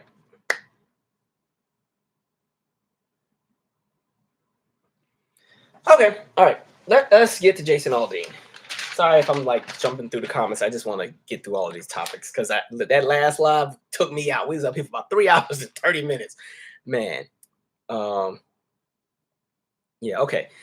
Jason Aldean. So if you don't know, he's this country singer who has a whole bunch of songs and stuff. And he's come out with this song called Don't Try It in a Small Town. And the song came out a few months back, but it kind of didn't get a lot of traction until the music video came out. And one of the biggest challenges with it is that the music video, there's a scene where it's shot in front of an area that was technically a lynching location in the past. There was a lynching of this 18-year-old at one point, and then there was also some kind of another, what you call a race massacre in that same area, and that was kind of like the meeting point. So let me read the lyrics of the song, and then I want to read his response, and then we're just going to have us a nice little chat, nice wholesome chat about some things. Great stage, beautiful stage. All right, I need this to stop falling off this keyboard. Hey, man, stay still. Hold on. Not me talking to the notebook. You stay down there. All right. Let's see. Where are you at? Jason, where's you? Okay. All right. These are the lyrics of the song. And now, mind you, this song is pretty much coded language. So I'm going to read the lyrics, and then you guys can start guessing everything comes together. All right, here's the lyrics. Sucker punch somebody on the sidewalk, carjack an old lady at the red light, pull a gun on the owner of a liquor store. You think it's cool? Well, act the fool if you like. Cuss out a cop, spit in his face, stump on the flag and light it up. Yeah, you think you're tough? Well, try that in a small town. See how far you make it down the road. Around here, we take care of our own. You cross that line, it won't take long. For you to find out, I recommend you don't. Try that in a small town. Got a gun that my granddad gave me. They say one day they're going to round up. Well, that shit might fly in the city. Good luck. Try that in a small town. See how far you make. Okay, that's the hook. All right. Full of good old boys, raised upright. If you're looking for a fight, try that in a small town. All right. See how far you. These are some stupid lyrics. All right. See how far you make. So that's the song. They keep repeating it over and over. So anyway, like I said, it's pretty much coded language. If you see the music video, every time they show what would be the offenses, it constantly is clips of people from the 2020 uprisings in response to police brutality and some of the other political movements that have been happening. So all of the footage of the people who I guess are the offenders that he's singing about, who, you know, you guys try this in a small town, it's people responding to police brutality. There's lots of footage of black folks, you know, pissed off, and they're showing a burning flag and, you know, showing people yelling at the police. And so it's all this language and everything. So the video gets all of this, you know, backlash, and CMT pulls it out of their rotation, which I don't even think is a big deal because nobody watches music networks anyway at this point. He released a statement because this is the part that always gets me, because they will dish it out and then jump into the victim bubble and pretend everybody's out to get them. In the past 24 hours, I have been accused of releasing a pro-lynching song, a song that has been out since May, and was subject to the comparison that I direct quote was not too pleased with the nationwide Black Lives Matter protest. These references are not only meritless but dangerous. There's not a single lyric in the song that refers to race or points to it, even though we saw the video, man. We see who you but anyway. And there isn't a single video clip that isn't real news footage. And while I can try to respect others to have their own interpretation of the song with music, this one goes too far. As many pointed out, I was present at Route 91, where so many lost their lives, and our community recently suffered another heartbreaking tragedy. No one, including me, wants to continue to see senseless headlines or families ripped apart. Try that in a small town, for me, refers to the feeling of a community that I had growing up, where we took care of our neighbors, regardless of the differences of background or belief, because they were our neighbors. And that's above any differences. My political views have never been something I've hidden from, and I know that a lot of us in this country don't agree with how we get back on a sense of normalcy, where we at least go a day without a headline that keeps us up at night, but the desire for it is, and that's what the song is about. First of all, cut the crap. And, okay, where's my notes? I had to write half this crap down. Okay, so here's the thing.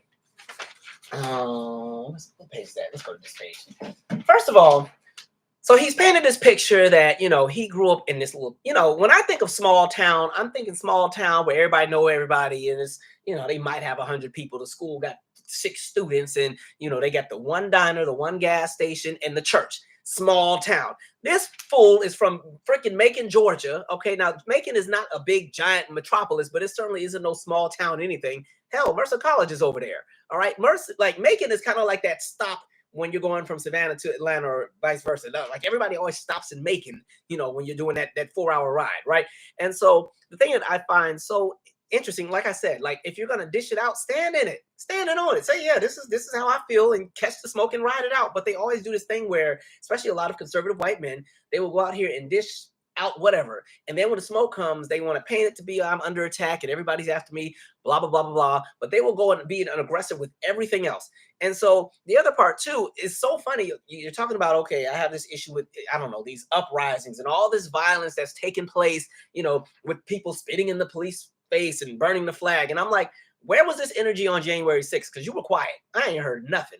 And secondly, he lives in Nashville now. Nashville ain't no small town. And if I recall, didn't they just have half of downtown get blown up around Christmas, last year?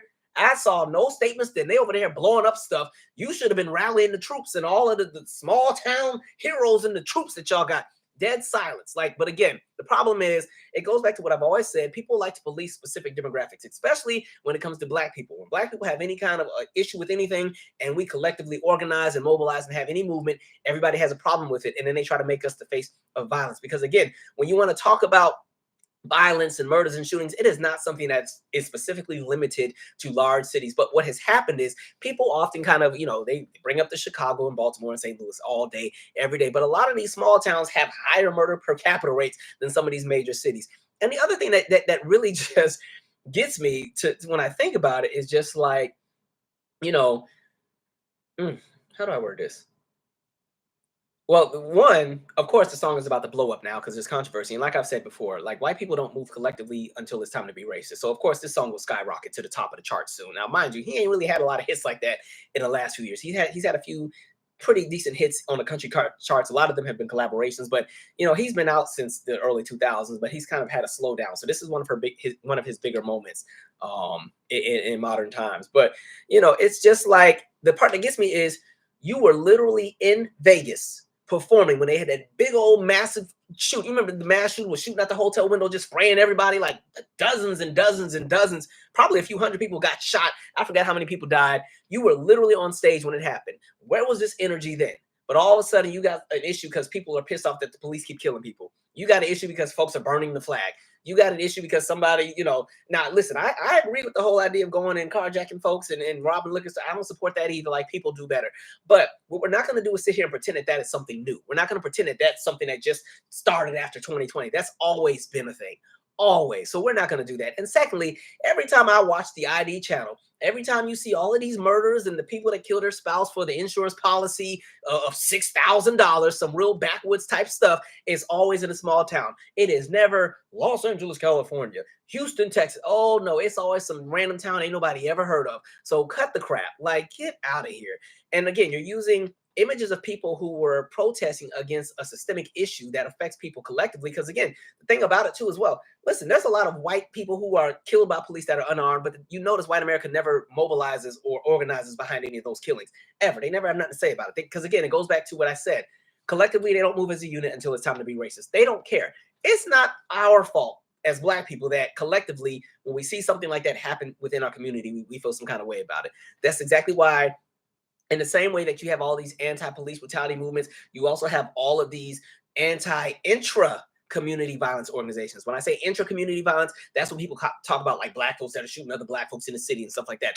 All kind of groups. Again, if you look in the description on every video I have, for those who live in the DMV, y'all know one of the groups I love to support is Guns Down Friday, right? Their website is right there in my description on every video. And so it's not our fault that we feel some kind of way about what happens in our community, in our collective, and so we speak out about it. That's fine that y'all all move as an individualistic society and you don't care what happens until it comes to your front door. But to sit here and then you want to come out with this song and paint this picture of, oh, well, life used to just be so wholesome and everybody loved everybody and blah, blah, blah, blah, blah. That is some crap. It kind of goes back to the same thing where people are like, we as a country, we have to get back to being united. We ain't ever been united. And y'all need to be real about that. I don't know what whimsical world people want to live in. This country has always been segregated. Even after the end of segregation on paper, it's still segregated. It's still segregated through ideology, through beliefs, through how we do things. And it's always going to be, because again, in addition to that, now you're also bringing in the conversation of generational wealth, systemic oppressions. You're talking about policy, all of that crap. So cut the crap. Like, y'all be on some bull. Then you want to sit here and pretend all of a sudden everybody's out to attack you. Like, I don't have time. You know what I mean? And so it's just like, whatever. Y'all just be on some BS. But if you watch the video, like I said, every time they would pan to what would be the offensive footage, it was either people protesting or, again, you showed the Black teenagers going and robbing a liquor store and can't even run because the pants weren't pulled up enough. They know what they're doing. There's a certain image of who the perpetrator is that they're painting.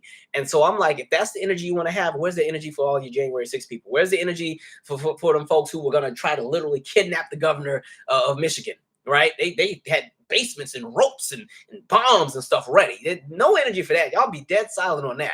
But then all of a sudden people go and feel some kind of way. They're trying to change and better a system so that everybody benefits, because you understand that by putting police in a position where they finally have to be accountable and changing that policing system where they can no longer just go and shoot and start stabbing and doing whatever they do to everybody, understand that when that system changes, it benefits everybody. That's the other thing. Folks always got a problem with black folks, marching and protesting and fighting for whatever. But understand that a lot of times the things that we're fighting for that benefit our collective also go to everyone else. It's kind of like when you look at a free lunch program, right? You look at the Black Panthers and how they started a whole free lunch program for the community, feeding the kids and everything else like that. It inspires the school lunch program for the entire United States, right? So even when we're doing things for ourselves collectively, it still ends up benefiting everyone else.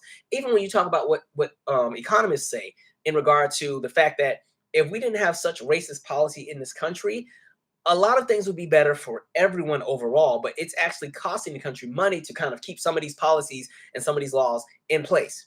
But people want to hold on to a status quo. The status quo is digging us into the hole. But people are stupid. So Jason can cut the crap. If you're going to be a little racist old white man with your racist song, just own it and be upfront with it. That's where I'm at with it.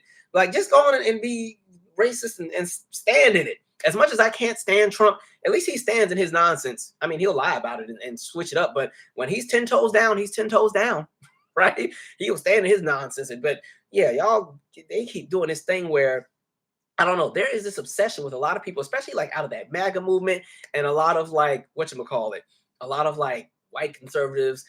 They're really in this space where they keep creating these imaginary situations and they want to be in this culture war so bad. And it's like, everybody is just trying to mind their business and live their life and be on their way. Like, what are we doing here? Like, I'm not thinking about y'all like that. The only reason y'all come on my radar is because every time I turn around, y'all in here trying to put some more policy in that disenfranchises folks, and I'm not cool with that. Like, so this whole idea of trying to paint this narrative of it's so hard to be a white man in this country, and it kind of goes back to who was that guy? Brad Paisley. Remember when Brad Paisley came out with that song "Accidental Racist," and he was trying to paint the story of how it's hard to be in his shoes because he celebrates his heritage, but it's tied to a racist past. And so, the lyric was like, I'm just a white man living in whatever. And it was kind of like, just let me have my plight. And then LL Cool J's on the song. LL got that stupid line talking about, oh God, now that I think about it, what did he say? If you don't judge, no, he said, I can forgive the slave chains if you don't judge my gold chains. I said,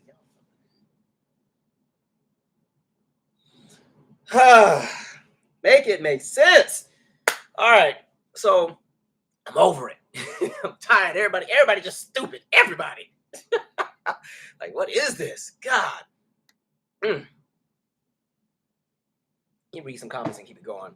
But yeah, like if you're gonna be a terrible person, just stand in it and own it. Don't be trying to backtrack now. And then I will say this, because he was saying he didn't realize that where he shot that scene was the location of a lynching and all this other stuff.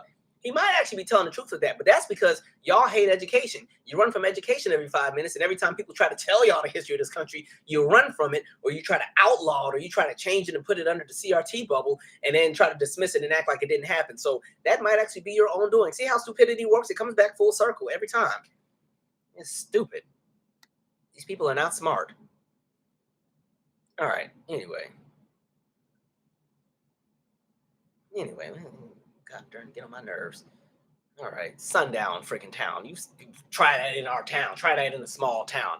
I actually came from a small town, and it was still crazy over there too. Okay, senior year of high school, they unfolded a whole bomb plot. The kids were trying to. It was the ROTC kids, of course, but no, they were trying to kind of do like a copycat version of Columbine, where they were going to have the explosive device, and then as people, they would explode the device, and as people would run out, then they would start trying to shoot everybody. So like, cut the crap about these wholesome small towns. I don't want to hear it. It ain't happening. Okay. Queen said, folks said if CMT took your video down, then it must really be racist. Yeah, CMT, man. All right. Somebody said Jason is playing dumb. He knows what he's doing. They releasing statements. But like I said, this is going to work in his favor. This is going to be his biggest hit in years. Watch. It's going to skyrocket on like country airplay. They're going to do the same way with Morgan Wallen, right? He did the whole little N-word thing, and people didn't even know who he was, but they got right behind him right away. And then we've just seen his career just skyrocket. He's had these massive, massive hits and everything. And so, yeah, that's how it moves. Okay. Think of, even who's the one? They're raising a whole bunch of money for them right now. Oh, the one that killed the guy in the subway. I think that was Jordan Neely. He killed him in the subway. They have raised millions for his defense fund. The guy that sat on the guy's neck for 15 minutes until he died. Raised millions, ready to support. Okay, when George Zimmerman killed Trayvon Martin, millions raised. All right, Kyle Rittenhouse went and shot up them people, millions raised. They know how to move in formation when it's time. They can get together for the racist stuff. That's the only time they move as a collective. And anybody can get mad that I said that. Tell me that, prove me wrong, because I ain't lying. I have yet to see white people move as a collective on anything else other than the anniversary of John Lennon's death. That's like a holiday. That's the only other thing I can think about. Man. Talk about the good old boys. I know what that freaking means. Get out of here. And you know the good old boys don't include that doesn't include everybody. That's one group of people. Talking about round them up. Y'all play stupid, man. Just be upfront with the BS.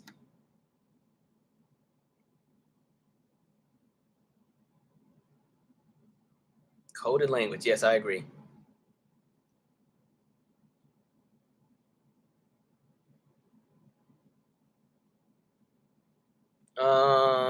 He said, "What now?" I said, "Jason Aldean. Oh boy, oh boy. It was the video and the flag on the building where the lynching happened. See, they. All right.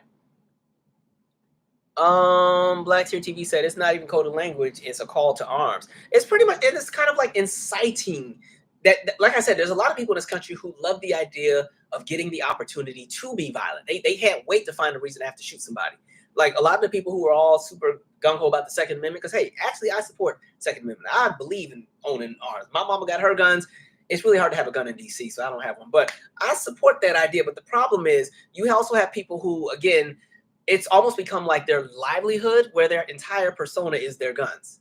And I think that's when you run into a slippery slope. And those are the folks who are like, "Oh, the stupid Democrats come and try and take my gun." I'm like, what's gonna happen? You gonna shoot Nancy Pelosi in the face? Really? Go. Well, I'm not gonna tell you to go do it, but like, please. So a lot of people have this whole "I'm super tough" persona. Like a lot of people are not tough. Like a lot of these people are real scary. And not scary as in we're afraid of them, scary like they're scared of everything. All right. These are some scary folks, and the only time they feel like they have purpose and value is when they have a gun. Right. It's kind of like even with a lot of these political movements. I've said this before. A lot of times when you have people who really don't have an identity or a sense of who they are, and they don't really have a purpose or live in their purpose, and they don't know what it is, it's easy for them to latch onto a lot of crazy things. This is why I think MAGA became what it became, because there was an entire demographic of people who really are just trying to figure out, well, in addition to the racism, but they finally see something that they can latch onto and be a part of. And that's why they go so hard for it, whether it's rational or not. They just jump into some nonsense. And so they are so locked into it where they are willing to commit crimes and do time. Like, think of all these people that are now getting some of these sentences. Some of these folks that did that January 6th crap are getting like upwards of 6, 7, 8, 9, 10 years, all over somebody who's not even going to have your back in the same way. Like, imagine that. Anyway. I hope for a day where we can come together. Well, you just made a song saying pull up. So what? Yeah. I didn't see any January 6th songs coming out about it. Well, how dare you attack our capital for this is the place for freedom. I ain't heard none of that. Y'all always donating to their defense funds.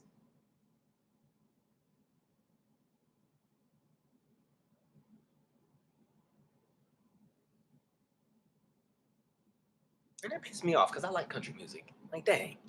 That's why I don't be going to country concerts, because I don't got time. I told you I really like a lot of the country acts from the early 2000s, and they be coming to town, but I don't be going because I'm afraid I'm gonna be the only black person in the crowd.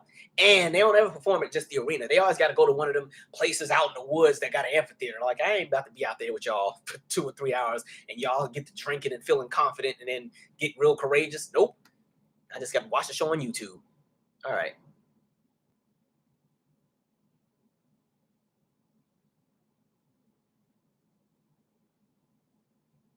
Um,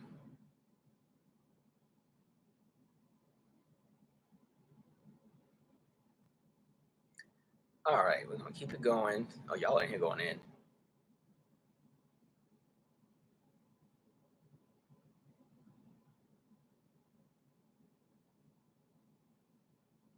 Somebody said on Southern Belle G. Pete said he deserves the backlash because it's extremely racist. It's giving, don't come to my all white town. White people do the same things he mentioned, but he meant it for black people. He needs to stop. We know who that's for.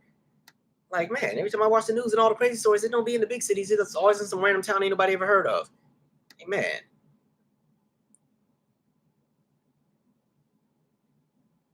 All right. And again, yes, the bombing in Nashville. That the way that came and went, You live there, like so you done been at the mass shooting in Vegas, and they blew up your city, and you did. Where is the movement? There should have been a song where you would have had everybody loading up and ready in the back of the trucks, ready to go. Like, who blew up our downtown? Ain't nobody said nothing. Quiet. Now y'all mad because some people kicked over a trash can. Get out of here. Adner Norma said the lyrics aren't even subtle. Yeah, they straight to the point. So that's why I'm like, if you're gonna be straight to the point with the lyrics, then stand in it. Don't all of a sudden backtrack and be all soft now. Oh, well, that's not what I meant. I never said, Black Lives. We know what you intended by the video that you put out. We know who that's about. And okay. And they pick and choose when they want to like the police, because they were all Blue Lives Matter until January 6th, and then they got real quiet with that. We ain't heard too much Blue Lives Matter, but I guess all of a sudden it's getting back into code. But then on the other end of the conversation, you got a whole movement where they're like, oh, get rid of the Department of Justice because it's all politically bought out. They're going after Trump, and we can't get rid of the FBI. So y'all pick and choose. Like the goalpost that goalpost is tired. It moves so much. The bottom done rusted and it can't even stand up no more because the gears don't even stay in place because y'all done moved it around so much, always untwisted and taking stuff off and putting it somewhere else. Can't even be consistent with the foolery. No goddamn sense. Anyway.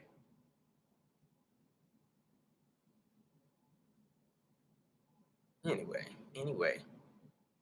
never gonna get to the bottom of these comments because y'all light this man up. Wait till I get to Florida and that history bit.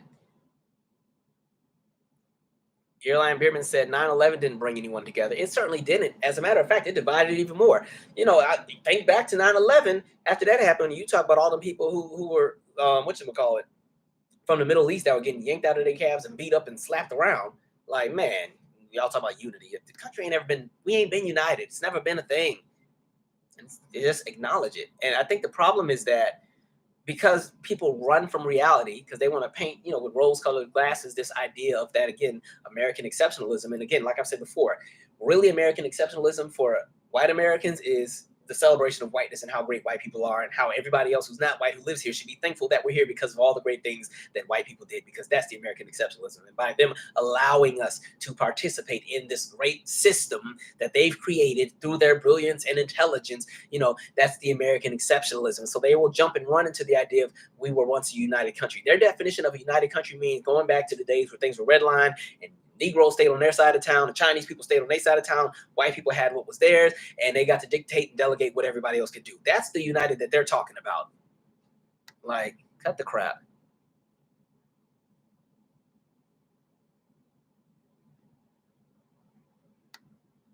All right.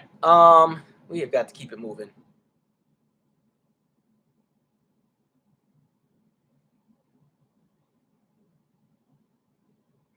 I'm gonna make me a January 6th song. I'm gonna make me a song. I'm gonna make me a song. Y'all try that on my block. Even though we got water damage in the building, I don't know what we gonna be doing. But it's about my heritage. Oh, my heritage. This is our heritage.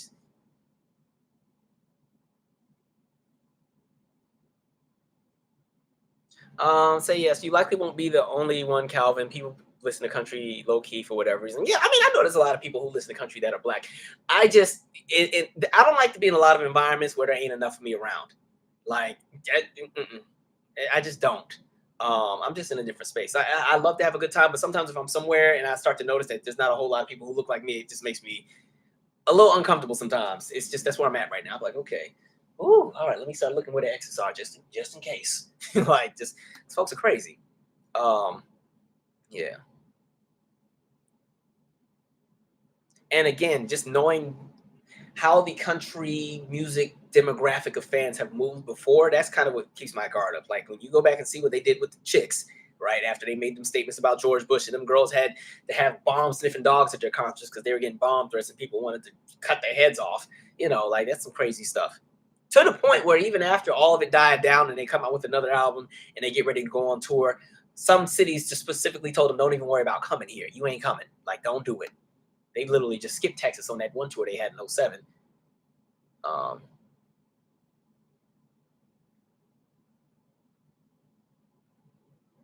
right, we got to keep it moving. Yes, we do. Okay. So we did this. I'm tired of it. I'm gonna start having happier topics because I be yelling at people all day on these. Well, before I get to that one, this will be real quick. Miranda Lambert, since we're talking country music, I don't know if you saw the clip. She got pissed off because the fans were taking a selfie while she was singing, and so she like stopped the whole show and called them out about taking the selfie, and pretty much saying it pisses her off. It kind of messes up the flow of her show. I would have just listen. I almost understand that because sometimes artists and consumers move on a different wavelength, but I don't think that's the way it should have gone. If I were her, I would have still stopped the show, but I would have just stopped. And because what they were doing was, it was like a group of like 5 or 6 women. They were like in the front or second, right in the front. And some were here. Miranda's on the stage in the back, and they're trying to get the shot where it's them doing the pose and Miranda's in the back. So they were trying to include her. If I was Miranda, I would have just took the pose. Like, hey, all right, boom, all right, y'all finished. All right, let's get to the song. But instead, like, she let her ego get in the way. That just came off real nasty. People spend all that money to come see you, and then you're going to get attitude because they want to capture the moment. Like, I understand a lot of artists don't like people taking pictures and recording, but that's the way that the industry has gone. That's just technology has changed. People bring their phones to the concerts. They want to enjoy themselves. If that were the case, you could have had the option where people can't have photography and have their phones. Because I definitely have been to a few concerts where they make you put your phone in that little pouch thing, and then they lock it up, and you get it back at the end of the day because they want no photography. A lot of times, if they're doing like, I don't know, special for later on or something. Because I know when I saw Maxwell at the Kennedy Center, because he was with the National Symphony Orchestra, there was no photography allowed. And I was so mad because it was a good concert. I was just couldn't get no video. I'm like, dang, man. But it was a great time because you had nothing to do but watch the show. Like, either do that or shut up. Don't go over here and cuss out your fans. Like, and you need to humble down because the tickets for the show was only like $40 anyway. So you're already not a big touring act at the moment. So you might want to be happy they were even at the show. Like, just saying. Like, dude, you're doing too much. All right. Then Akon. I'm going to play 2 clips, and then we're going to have a conversation. Like, Akon, I'm about sick of this dude, but I don't like when celebrities keep speaking on behalf of Black people in the United States collectively and what we need to do or what we should do, and they always have the wrong approach every single time. So let me go to these 2 clips because I just want to prove a point here. All right, let's go to clip 1. All right, this was clip 1. I got the audio. One of these days. Hold on. Where we at? Boom. What's interesting is that everything that y'all fighting for over here, you get on a silver platter over there. Like, it's like you guys want to suffer. Like, y'all motherfuckers just want to just be. Because you don't have to be. It's like, believe me, they wouldn't want nothing better than to ship all y'all niggas back to Africa, but they're not even knowing this is for y'all best interest. Y'all would actually be better off. Wow. You think that's still true to this day? It's 100%. I think Africa will start to become to its fullest potential when y'all all go back home. Right. Like, and even y'all, what's interesting is that everything that y'all fighting for. Oh, okay, sorry. Okay, so with that, here's the issue that I always have when people have that. I don't know if you guys can hear it. Was that I hope that wasn't too loud. Sorry. But long story short, if you couldn't make out what he was saying, he's pretty much saying that, for all the problems that Black people have in the United States, if we just go to Africa, all will be well. And everything that, that is, affecting us here, once we all go over there, we're going to be good. And then the continent will be good and we'll be great. And he was saying this bit about we just purposely choose to stay here and struggle. So the thing that I want to say is, for some reason, people continue to love the idea of just erasing the legacy that Black Americans have established in this country. And understand, because we already built this crap, and then American culture is pretty much rooted in everything that Black people do. To me, it's a slap in the face to constantly try to erase our existence and say, well, y'all will be better once y'all go across the water and you connect with the homeland. Like, listen, I have much love and respect for those across the water and in the different countries on the continent. But understand that all of those people there, that 1 billion plus people, they have their own customs, their own culture, their own everything that they have built and created and sustained to the best of their abilities. And the idea of just all of a sudden 40 million plus Black folks in the United States going over there and thinking it's just going to be a great, happy utopia, that is going to be chaos. And it's going to be chaos because you have hundreds of, probably thousands of different cultures. People like to paint this idea that the continent is this one happy, united place where it's just everybody's singing and dancing and the food is great and it's just peaceful. Understand, you have all of these different governments, these different tribes, these different ethnic groups. They all got their own thing going. And the idea of trying to paint that entire continent as one monolith is some nonsense. In addition to that, also understand, I hate to say it, but what would end up happening if all of us decided to jump on the plane and go over there? We're also going to go over there, many of us, with a mindset that has been calibrated to living in the United States. So there's going to be a whole lot of culture clash, because there's going to almost be the idea where it's almost like we're just going over there to colonize what they got. We're not going to intentionally do that, but the way that we would move, we would want things to be exactly how we would want it over here, over there. And they're going to have an issue with the way we do things like that. It's just not how it works. You have to respect the plight in the same way I can respect the plight of everybody on the continent of Africa and whatever country they're in, how they do things. I can respect their plight and what their struggle is. People need to do the same for Black Americans in the same way that people need to do the same for those who live in the Caribbean or in Afro-Latinos that live in Central and South America. Everybody loves to do this idea where you erase everybody's legacy except for those on the continent and paint the continent to be the utopia, and the rest of us are all just stupid and homeless and don't know ourselves. And they really do it for Black Americans for some reason. I wish Akon would stop speaking on our experience, because he gets it wrong every single time. He don't even live over there. If he do, he don't be there. That Negro was born in what, St. Louis? And wants to constantly try to paint this picture like he was a king across the water and all was great. And he's over here just trying to help us get out of our ditch that we're in. Like, cut the crap. You know what I mean? And so it's like, stop speaking on our behalf. And then I look at somebody, because I think that was Drink Champs. I keep looking at these hosts that never check any of these folks that go out here and spew all that, because he's not the only one. I keep seeing all these people who, again, try to say, well, you know, Black Americans, we don't have culture, or we're lost, or we don't know who we are. And like, what are y'all talking about?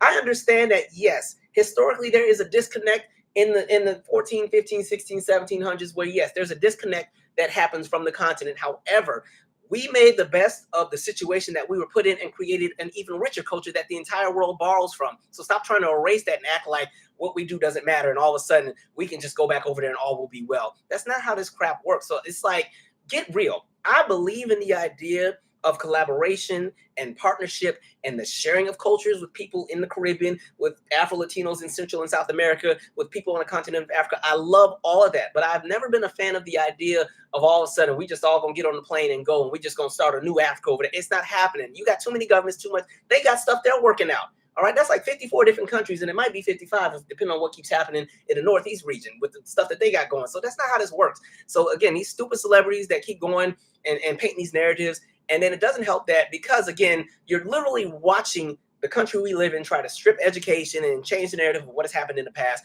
You're starting to have a generation come up where really the history is distorted. So when you have people like an Akon who have a public image, who, you know, specifically carry some element of influence, putting out terrible information, I just have an issue with that. Now, hear me out. I don't see anything wrong with somebody who lives in America and they say, you know what, I want to move to the continent. I want a fresh start. Go for it. Have a good time. You know, if you got a nice place, invite me over. I might even come visit and might stay for a few weeks.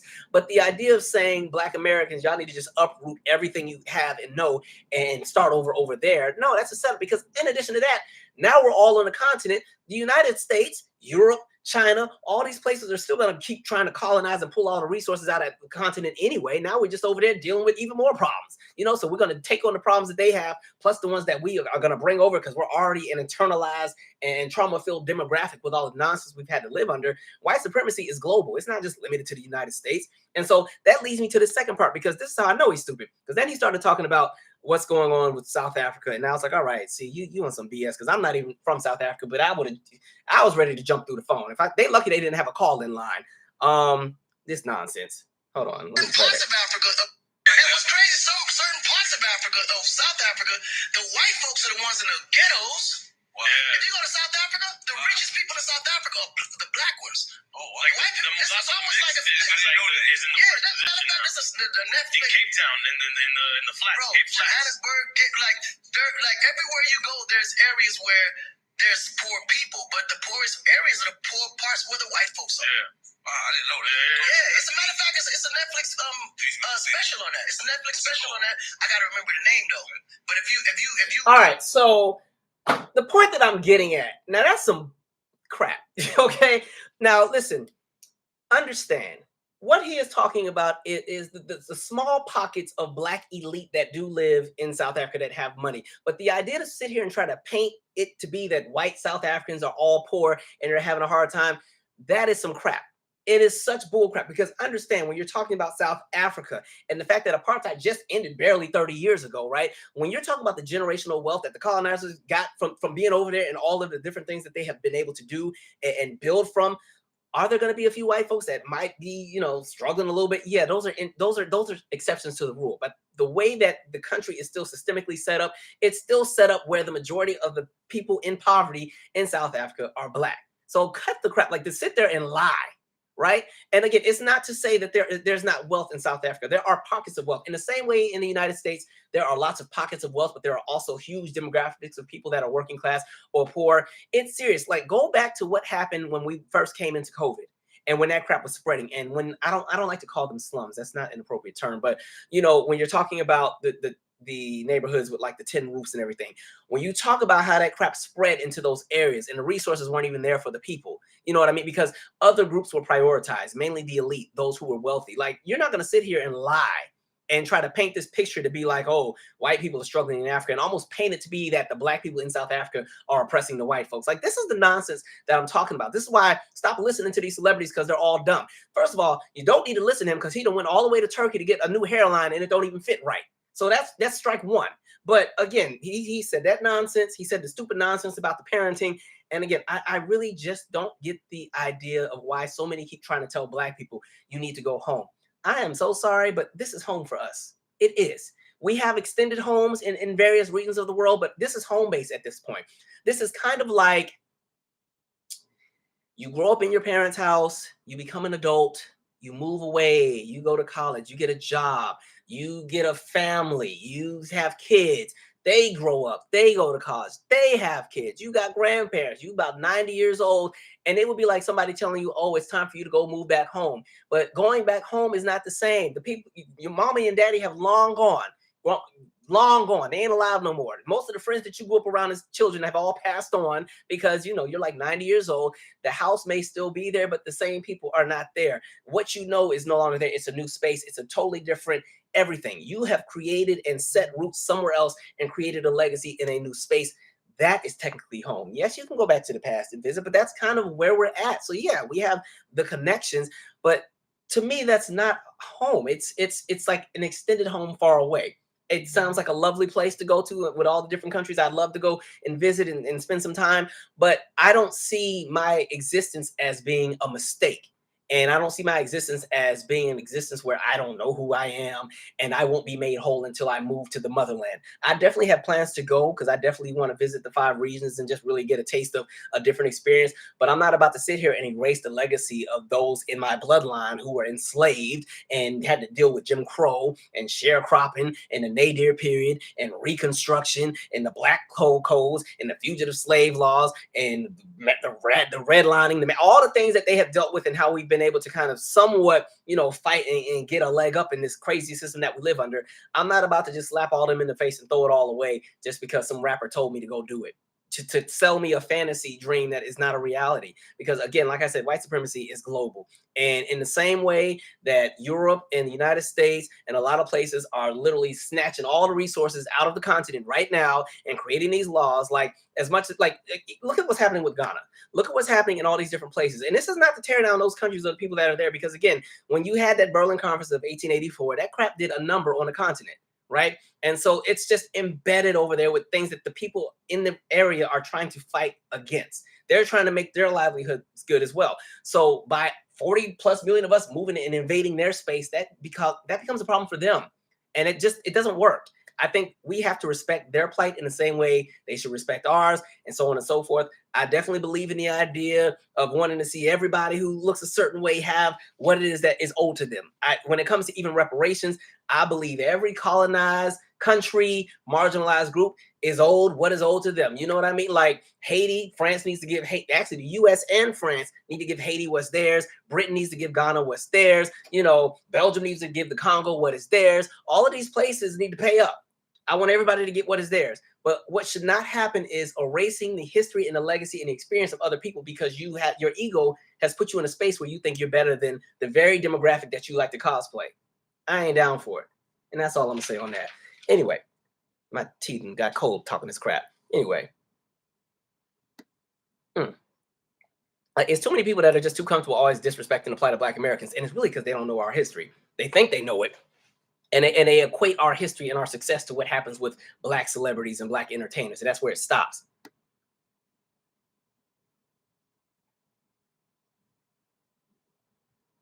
We'll talk about y'all.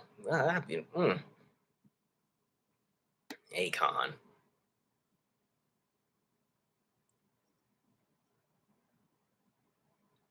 All right. Sorry y'all couldn't understand what he was saying in the video. Just know he was saying some BS.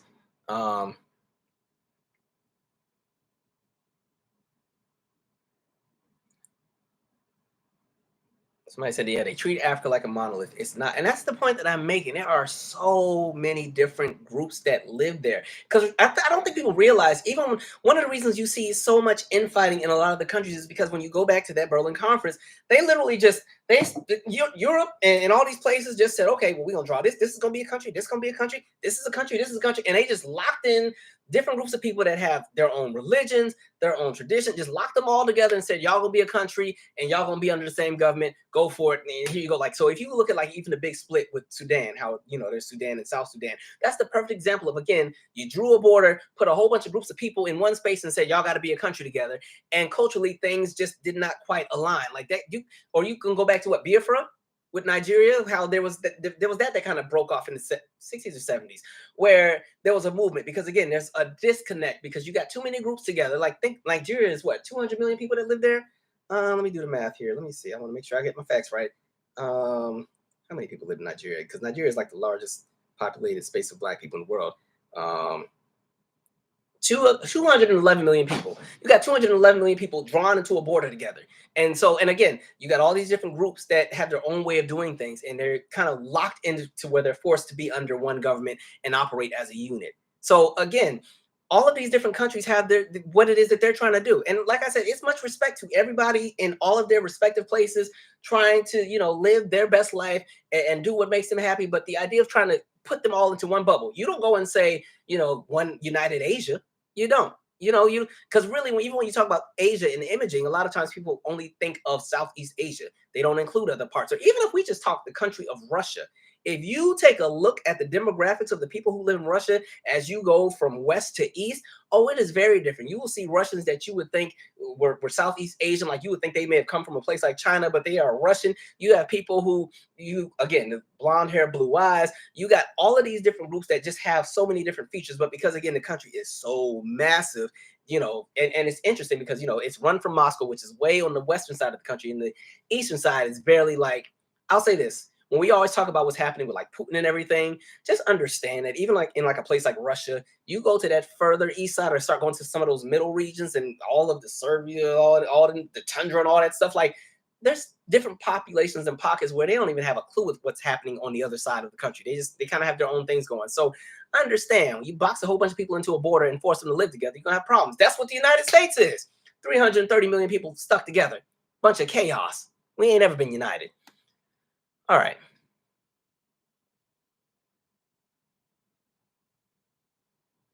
Yeah, Akon does not understand geopolitics at all. You ain't gonna sit here and lie and talk about most of the poor people in South Africa were white. It's the white people. You think white folks are gonna go and colonize a place and stay if they having a hard time? They all jump ship. Like, cut the crap, man. You know, had them people. It was to the point. Like, again, Black folks had to have a freaking pass just to go to certain parts of town. And now y'all want to sit here and paint it like all of a sudden the oppressors that didn't get the benefit of that oppressive system are living under oppression. Absolutely not. Anyway, man, cutting some crap. Yeah, I swear. And then all the hosts just sitting there egging, oh, really, man, I didn't know that. Because y'all don't be knowing nothing. Y'all be up here all having platforms and just be out here saying anything between Drink Champs and Breakfast Club and some of these shows, some of the stupidest people, and just be saying anything, letting stuff slide. Ugh. Make it make sense.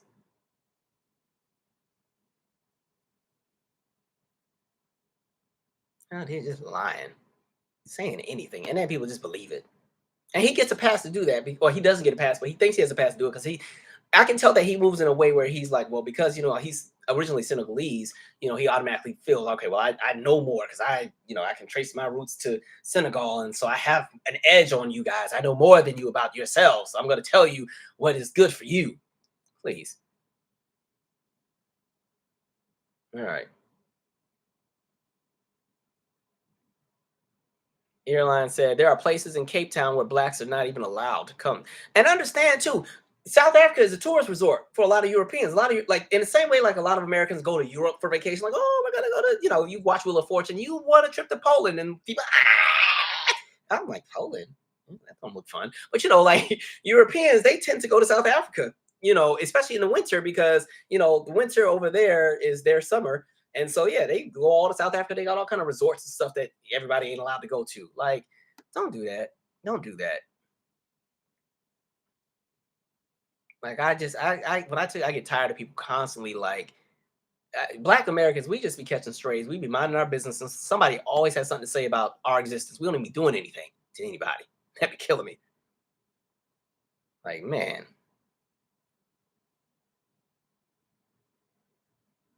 Okay, I want to keep going because we still got more stuff to cover because everybody just been crazy. Somebody said fake. Noble Val Kyrie said fake intellectuals on these podcasts. I have no business speaking for the community. When I tell you a lot of these podcasts are getting on my nerves, I'm like, just hang up the equipment, please, because y'all just get on here and just say anything, and they be having like massive followings too. I'm like, what? They said what? Man.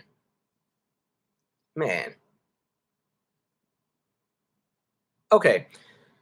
That was Akon. Covered him. His music don't even be hitting like that to be getting on my nerves this much. He had one song I like. One song. That was it. That Nobody Want to See Us Together, but it don't matter now. That was the one song I did like. He ain't got to worry about me singing it no time soon. Okay, let's get to Florida. Y'all know DeSantis always got some mess going. All right, here we go, folks. All right, so I'm going to read the article. This is coming out of the Washington Post, and then we're going to go from there. Actually, I need 2 sips before I start. Again, give me a tea and water. All right, so it's so interesting because one of the very places that we talked about, if you remember when I did the Ron DeSantis video when we were talking about the AP classes, and I started talking about that town where there was the massacre towards the end of the video. It's a video, you can go watch it, but it's interesting that that's also mentioned in this legislation that was put out. So it's funny how things always go full circle. All right. Florida approves Black History standards decried as a step backwards. The Florida State Board of Education approved new rules Wednesday for how Black history will be taught in public schools that critics are decrying as a step backwards. The updated standards say students should learn that enslaved people developed skills that could be applied for their personal benefit, and that in teaching about mob violence against Black residents, instructors should note acts of violence perpetuated against and by African Americans. Let me see. These standards are a disservice to Florida students and are a big step backward for a state that has required teaching African American history since 1994. The Florida Education Association, the state's largest teachers union, said in a statement, the standards are the latest development in an ongoing debate in Florida over how Black history should be taught in school. Earlier this year, the Education Board rejected a new advanced placement high school course on African American studies, arguing it lacked educational value, igniting protests and outrage. Meanwhile, the state's legislature has passed a raft of new laws backed by Republican presidential candidate and Florida Governor Ron DeSantis, who contends that the measures remove woke indoctrination and empower parents. The laws ban teaching of critical race theory, an intellectual movement that examines the way policies and laws perpetuate systemic racism, and forbid teachers from offering instruction that makes the students feel guilt because of actions committed by others in the past. Education Commissioner Manny Diaz argued at Wednesday's meeting in Orlando that the changes to Black history curriculum make it more robust. I think this is something that is going to set the norm for standards in other states, Diaz said, adding that Florida would continue to teach the good, bad, and ugly of American history in an age-appropriate manner. But critics said the dozens of new benchmark clarifications to the existing Black history curriculum water down that history. The changes include teaching elementary students to recognize Rosa Parks and Thomas Jefferson as individuals who represent the United States. The FEA criticized the approach, saying it excludes a deeper teaching of their histories and struggles in favor of easy identification and memorization. Vice President Harris criticized the new Florida benchmarks in a speech in Indianapolis on Thursday. Speaking of our children, extremists passed book bans to prevent them from learning our true history. Book bans in the year of our Lord 2023. And while they do this, check it out. They push forward revisionist history, Harris said. Just yesterday in the state of Florida, they decided middle school students will be taught that enslaved people benefited from slavery. They insult us in an attempt to gaslight us, and we will not stand for it. Genesis Robinson, political director of Equal Ground, a voter education group, said the new standards omit important lessons regarding the history of civil rights in Florida and ultimately dehumanize people of color. Black history is more than being able to identify well-known Black people, he said. A spokesperson for Desantis did not respond to a request for comment.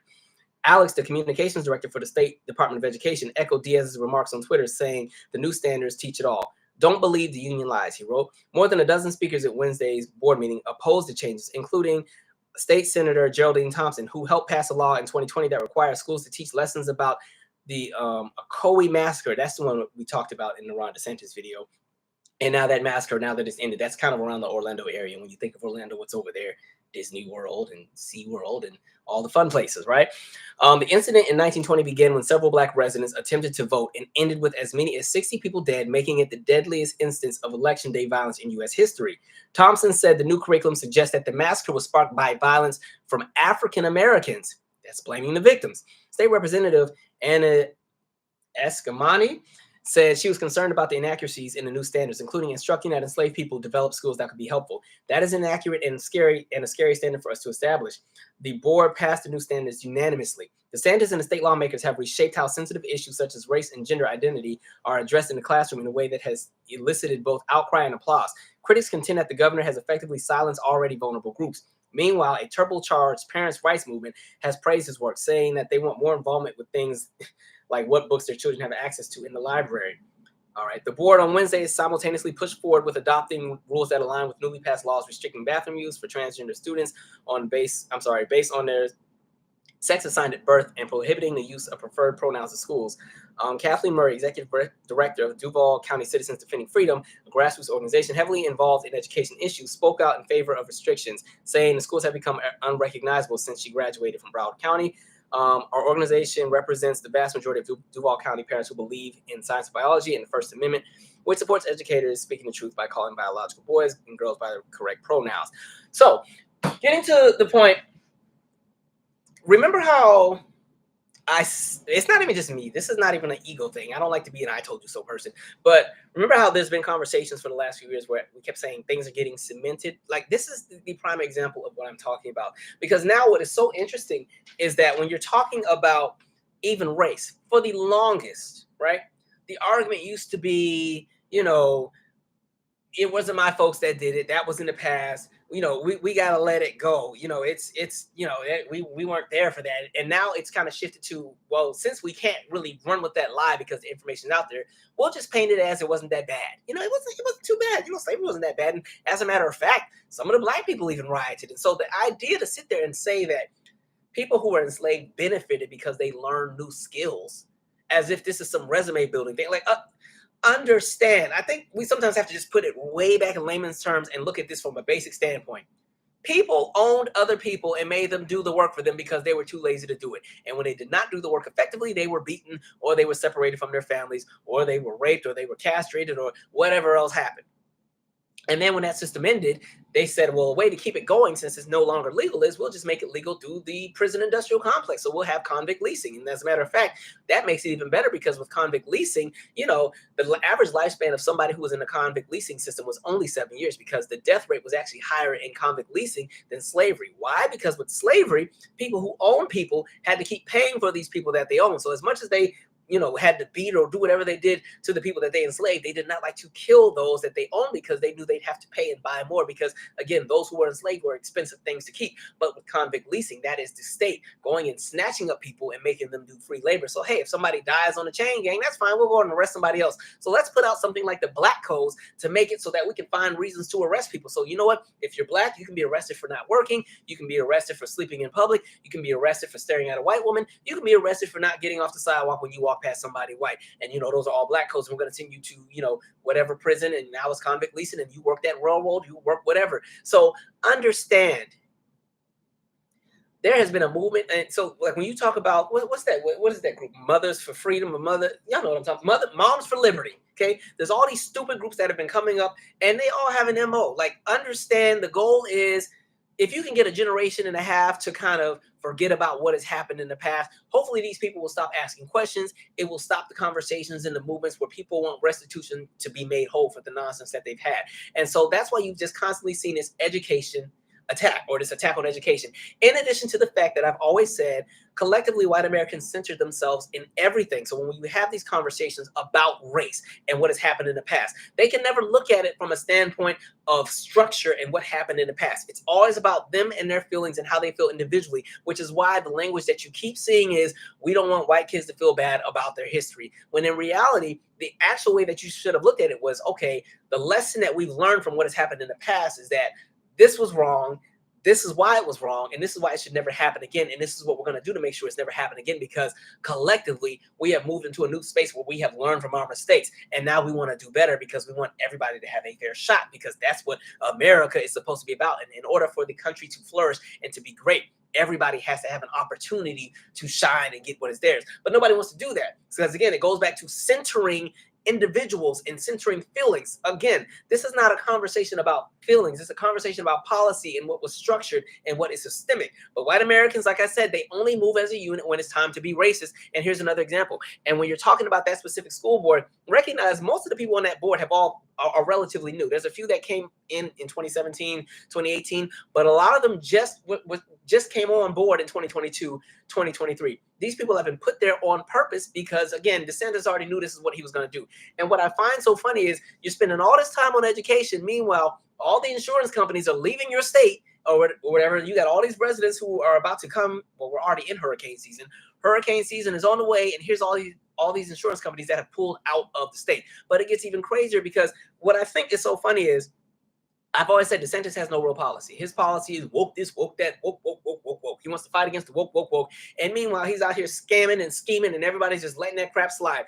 And so it's interesting because, you know, we've seen the whole situation with Budweiser, right? You know, they had the partnerships, because I'll say this. What I don't like about a lot of these movements, even when we're having the conversations of sexuality or how people identify, the thing that I've always said is, everybody's going to be here whether you agree with their existence or not. You can't get rid of people. They're going to be here. So if Budweiser wanted to partner with a specific group or have somebody who represents the community speak on their behalf just to include them in that as well, that shouldn't have been an issue. But they decided to make it an issue. They decided to protest.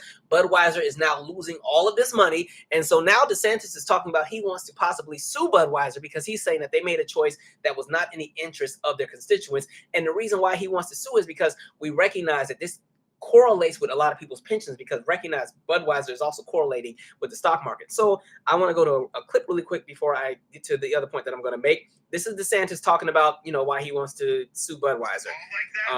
By the way, we're almost getting this new MacBook, so at some point y'all won't have to watch me hold the phone to the mic. We'll just play the video in real time. All right, here's your future presidential candidate. Play, man. Thank you. You have these shares. We believe that when you take your eye off the ball like that, you're not following your fiduciary duty to do the best you can for your shareholders. So we're going to be launching an inquiry about Bud Light and InBev, and it could be something that leads to a derivative lawsuit filed on behalf of the shareholders of the Florida pension fund, because at the end of the day, there's got to be penalties for when you put business aside to focus on your social agenda at the expense of hardworking people. Are you looking at Disney too? I don't know if you saw the show. Anyway, so let's have some fun, Joey, because I love that he said pension. I was like, oh, pension, let's talk about it. Because if we really want to go there, understand that at the same time, this man, Florida, Ron DeSantis, has been literally robbing the pension out of the state as far as that money. So here's this wonderful article that I found. Ron DeSantis is giving away Florida pension money to Wall Street donors. So again, really, the smoke is the pensions within the state, that fund is dwindling down, but he's going to sit here and try to put it all on Budweiser and whatever they had going. Florida Governor Ron DeSantis has been putting huge sums of state retirement money into underperforming private equity firms that have donated to his campaign efforts. You done took the people's money and try to pay off your friends with their failing companies, and now the money's disappearing, and you need somebody to blame. And then they're going to tie it to this whole woke thing. And then and this is how it gets back to the schools and changing the curriculums. Like this is all connected. Folks think we're stupid.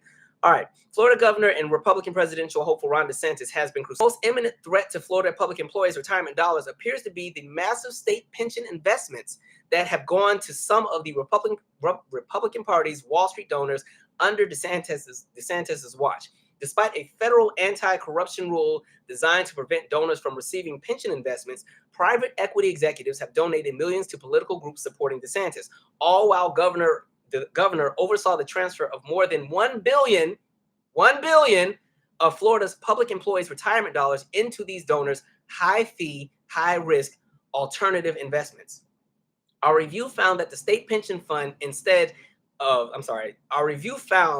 had the state pension fund instead been invested in simple low-cost index funds compared to its present mix of holdings, teachers, police officers, and other state employees would have about $10 billion more in their retirement funds. From a distance, it sure looks like pensions are getting hurt here, Kathleen Clark, an ethics expert and professor at Washington University and St. Louis School of Law, told us. It certainly seems like it raises the distinct possibility that the decisions that the pension board is making may have been serving DeSantis's political interest and not the pensioners' interest.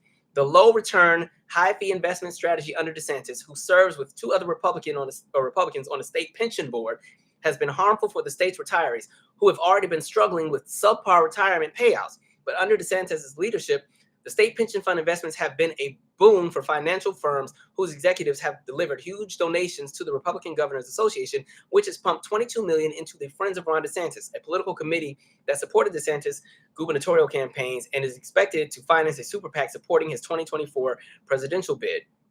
Friends of Ron DeSantis was the largest recipient of RGA cash last cycle. The pension fund's underperformance comes as Republican legislative leaders in April put the kibosh on restoring annual cost of living adjustments for public employees that were cut in wake of the 2008 financial crisis. The federal play-to-play rule, which came into effect in 2011 in the wake of bribery scandals at pension funds across the country, was crafted to halt private equity firms and other investment managers from using campaign contributions to improperly influence pension fund decision makers. But the financial firms receiving pension money have donated to the RGA rather than directly to DeSantis, and federal officials have declined to enforce the rule's anti-circumvention provisions. Let me see here. Governor DeSantis is the chairman for Florida State Board of Administration, the SBA, which appoints officials who make and approve investments for the state's $180 billion retirement fund. The SBA's other trustees are the state attorney general, Ashley Moody, and the state chief financial officer, Jimmy Patronis, two Republicans who are close allies of DeSantis. Where's the part with the money at? Take Aeolus Capital Management Hedge Fund, which receives a $50 million commitment from the Florida Pension Fund in May of 2019, 4 months after DeSantis became governor, and has since delivered a negligible 0.7% annual return for state pensions in 4 years, compared to an average annual 15.75% return for the S&P 500 index of major stocks. So again, you got all this foolery and a scameration going around, but you're going to sit here and try to reshift the narrative and say who the boogeyman is. So you're going to go after Budweiser with what they have going because they decided that as a company, we want to expand our reach and say, let's pull in all of these different communities. But then it goes even deeper because, again, going back to what happened with the schools and the fact that you're going to sit here and lie and pretty much strip down the narrative of Black history. Understand that it's not just going to stop in Florida. It's going to spread to other places. It's going to continue to go on because, again, the idea of Black history scares people because, like I've said, every single time we bring this up, when you talk about the history, eventually you have to talk about the why. And when you talk about the why, and it goes into the fact that, okay, you have all of these people who've done all these oppressive policies, and they were able to benefit from it. They were able to benefit from leaving Black people out of all of these different things. They were able to benefit from so much. Right? And then it becomes, well, how do you make people whole? That leads to the conversation of reparations. It leads to the conversation of restorative justice. Nobody wants to take accountability for that because it means people are going to have to be a little bit more uncomfortable than they were in the past. So this is where we're at. So that's why I'm kind of like, these folks just be out here playing in our faces all the time. There's so much corruption. And the challenge that I've seen mainly, especially once you had Trump get in, because I will say this, it doesn't just start with Trump, because like I've said, really the problems we had all started with Reagan. Once Reagan did all that deregulation and allowed all his friends to come up in there and do any and everything and do whatever they wanted to do, pretty much you just started to see them chip away and chip away and chip away and chip away at ensuring that the livelihood of people would be well. And so now here we are years later, and we have all these problems. You have all these corporations that have heavy influence, and also rich donors who have heavy influence in our politics and now in our education. And so in the same way that the Daughters of the Revolution were able to create a movement that would pretty much be embedded into the United States today, where there are a whole bunch of people who are loyal and tied to specifically the ideas of the Confederacy, even if they don't even have any kind of heritage or lineage tied to the Confederacy, they believe in it so hard. That goes back to that entire movement that they started, where they decided we want to change the narrative of what happened to our uncles, to our fathers, to our husbands, to our brothers. And so we're going to go out here and we're going to do everything in our power to change the narrative of what happened. And so before you know it, you got statues everywhere. You have monuments everywhere. They go into the textbooks. You start having the curriculums change. That's how you get the history of Georgia textbook that they used to have in the 70s, where they say slavery wasn't that bad. Everybody had a good time. They would work the field, and when the sun went down, everybody would sit in a circle and they would have a froth and they would sing and dance, and slavery wasn't too bad. You know, they've always done that. It kind of even goes back to the idea of Uncle Tom's Cabin, right? There's always been a movement to kind of restructure and say it's not that bad. And so a lot of times people love to gaslight the atrocities that happen to different collectives of people, especially Black folks. They will gaslight and act like, oh, it's not too bad. I remember one time I was talking to this one guy, and this is right after, you know, they struck down Section 4A of the Voting Rights Act, and I was like, this is some nonsense. They're always trying to do some, you know, voter disenfranchisement. The guy that was in the room with me was like, oh, well, what? So you're telling me that showing an ID is voter disenfranchisement? And I'm like, y'all love to like nitpick and take like the little candle that's on the cake without addressing what's in the cake. Right. So people will love to kind of just play those games and it's not a big deal. So, yeah, now we're in this space where, you know, you got benefits of being slaves. They're trying to paint this narrative that, you know, the people that they went and snatched from across the water had no skills, didn't know how to do anything. And they were taught all of these great things that would help them to survive and be great in the United States. That's the history. And now the idea of equating Rosa Parks and Thomas Jefferson to just being individuals. And remember how I said a lot of times, a lot of folks will highlight Black success and only associate it with Black entertainers and athletes, to use that as a justification as to why there are no more issues with race in the country and everything is all good. You know what I mean? This is that same thing. So, you know, rather than really identifying what happened with Rosa Parks and why she had to sit and you know, say she's not moving and how that started a movement, they're going to take race out of the picture and just say, oh, she's somebody who stood up for the rights of the people, and take all of the real conversation out. Like, that's some nonsense. And look, we're watching it go from the K through 12 curriculums. You're seeing it start to shift into college, you know, curriculums. Look at what he did with that college in Florida, where he took over the entire board and put his own people in there, right? You know, this was like a liberal arts college that, you know, focused a lot on like humanities programs and stuff like that. And he pretty much tried to shut that school down by taking it over, putting his own people in there. This is somebody who is not intelligent, but he comes from a place where he has an element of power. So he's going to continue to move by his ego. Because again, folks move with ego and feelings. They don't really look at structure. They don't look at policy. It's about feelings on that side of the conversation. So there's that. I want to shift over to another example of what I'm talking about, where I want to talk about this mayor. Let me pull him up. Patrick Braxton. Let me get to him. This gonna be the last heavy topic because I'm getting a headache, and then we're gonna shift to some other ones. So let me pull this up really quick. Where's my link at? Patrick Braxton. Where are you, sir? Oh, hell, I skipped them fake electors. I'll come back to that too. Come on, where's it at? Give me 1 second. Sorry, y'all.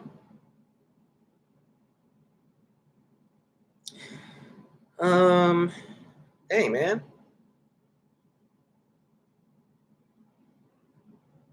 My article. Where's my article? Here we go. But that's not what I want. This is the... Yo, where is the article I had? Okay, here we go. Sorry, the article isn't trying to show up. Okay, a Black man was elected mayor in rural Alabama, but the white town leaders won't let him serve. For 3 years, Patrick Braxton says he's experienced harassment and intimidation after becoming the first Black mayor in New Bern, Alabama. There's a power struggle in New Bern, Alabama, and the rural town's first Black mayor is at war with the previous administration who he says locked him out of town hall. After years of racist harassment and intimidation, Patrick Braxton is fed up, and in a federal civil rights lawsuit, he's accusing the town's officials of conspiring to deny his civil rights and his position because of his race. When I first became mayor, a white woman told me the town was not ready for a Black mayor. Braxton recalls. Get this part. The town is 85% Black, and 29% of the Black people here live below the poverty line. What did she mean by the town wasn't ready for a black mayor? They're meaning white people, capital B, acts? No, or yes, no change, Braxton said. Decades removed from a seemingly Jim Crow South, white people continue to thwart black political progress by refusing to allow them to govern themselves or participate in the country's democracy. Several residents told Capital B, with litigation, while litigation may take months or years to resolve, Braxton and community members are working to organize voter education, registration, and transportation ahead of the 2024 general election. But the tension has been brewing for years. 2 years ago, Braxton says he was the only volunteer firefighter in his department to respond to a tree fire near a black person's home in a town of 275 people. As Braxton, 57, actively worked to put out the fire, he says one of his white colleagues tried to take the keys to his fire truck, keeping him from using it. In another incident, Braxton, who was off duty at the time, overheard an emergency dispatch call for a black woman experiencing a heart attack. He drove to the fire station to retrieve the automated external defibrillator, or the AED machine, but the locks were changed, so he couldn't get into the facility. He raced back to his house, grabbed his personal machine, and drove over to the house, but he didn't make it in time to save her. Braxton wasn't able to gain access to the building or equipment until the Hale County Emergency Management Agency director intervened, the lawsuit said. I have been on several house fires by myself, Braxton said. They hear the radio and wouldn't come. I know they hear it because I called dispatch, and dispatch set the tone, called 3 or 4 times for newborn because we got a certain tone. This has become a new norm for Braxton ever since he became the first black mayor of his town in 2020. For the past 3 years, he's been fighting to serve and hold on to the title of mayor, first reported by Lee Hedgepath, a freelance journalist based in Alabama. Not only has he been locked out of the town hall and fought fires alone, but he's also been followed by a drone and unable to retrieve the town's mail and financial accounts, he says. Rather than concede, Haywood Woody Stokes III, the former white mayor, along with his council members, reappointed themselves to their positions after ordering a special election that no one knew about. Braxton is suing them, the People's Bank of Greensboro and the postmaster at the U.S. Post Office. For at least 60 years, there's never been an election in the town. Instead, the mantle has been treated as a hand-me-down by the small percentage of white residents, according to several residents Capital B interviewed. After being the only one to submit a qualifying paperwork and statement on economic interest, Braxton became mayor. Stokes and his council, which consists of 3 white people, Gary Brossard, Jesse Levert, and Willie Tucker, and 1 black person, Vonso Brown Thomas, deny any wrongdoing in a response to the amended complaint filed on April 17th. They claim qualified immunity, which protects state and local officials from individual liability from civil lawsuits. Remember how I said that, again, people are cementing the nonsense? What did we just hear? For 60 years, they have not had a real election. They just continue to pass things down within whoever is in the good old boys club. Again, that idea of cementing things and ensuring that the status quo never gets challenged. Now you have a black man who was going through the ropes, gotten into a position, and they're pissed that he's there in a town that is almost 90% black. And again, that's what I talk about, power structure. Understanding that as long as that power structure is still in place, a lot of times we're going to still run into a lot of these issues that we run into. There's kind of this fear that, when white people become the minority in this country, all of a sudden it's just going to be, black power and Latino power, all the groups. It's just going to be a parade and we're going to have a good time. No, understand that the systems haven't changed. That white power structure is still there. That's the prime example of it. People using whatever leverage they have to hold on to any power that they have, to the point where somebody gets elected and can't even serve in office for 3 years and nothing has been done. And the state did not even step in. The county didn't step in. Like, what kind of nonsense? Like, this is what we're talking about. The man is being followed by a dang drone. People trying to know his whereabouts. That is some crap. And that's not the only place where this kind of stuff is happening. And we're seeing so many different shifts. Think about what we saw, especially with 2020, where so many people were trying to overturn the results of the election, which leads into this next conversation about the fake electors. We talked about this before, but remember that in several states, you had people show up to the confirmations where, they go and they seal the deal on the votes and put it all in and lock it all in so we can move to the next phase. You had people literally go create fake documentation. It was inside job. People had access to the electors' offices and had access to forms.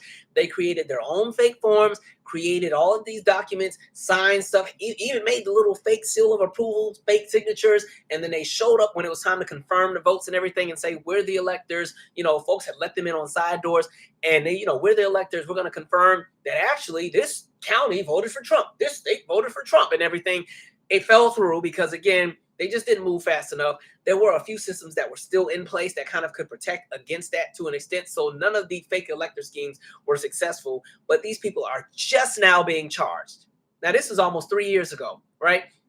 and they're just now being charged. But again, that idea of cementing power, people don't want to let it go because they recognize that when the status quo gets challenged, people's comfortability, and I'm speaking specifically of white America, there's going to be some shifts. And what I find so crazy is there are so many people who continue to vote for this nonsense. They continue to vote for somebody like a Desantis or a Trump or a Ted Cruz. Or that's why even when I saw the clip of Lindsey Graham getting booed at that rally in South Carolina and all the people boo, and I'm like, but y'all voted for him. I mean, y'all are pissed because y'all feel like he's wishy-washy with Trump, but y'all had an opportunity to get rid of him, but y'all didn't want to vote for the black guy, and y'all put Lindsey Graham right back in there. Now you're booing him. But again, like recognizing that these people are not trying to let go of any element of power. They are going to do everything they can. But the problem is, I don't think they realize that, for some reason, I think a lot of folks that are a part of these cuckoo collectives that run with the MAGA troops into this, and let's get rid of all of the, independent agencies that ensure that we have a balance or a maintaining of checks and balances within our agencies and within our state and local governments and federal governments. People who want to get rid of all of these agencies, they're running behind some of these stupid candidates. And for some reason, they think that when these candidates get into power, it's just going to be a great time and it's going to be well. Let me tell you what's going to actually happen. What's going to happen is these people will get into power and get to do whatever they want to do and strip down all regulation and rules.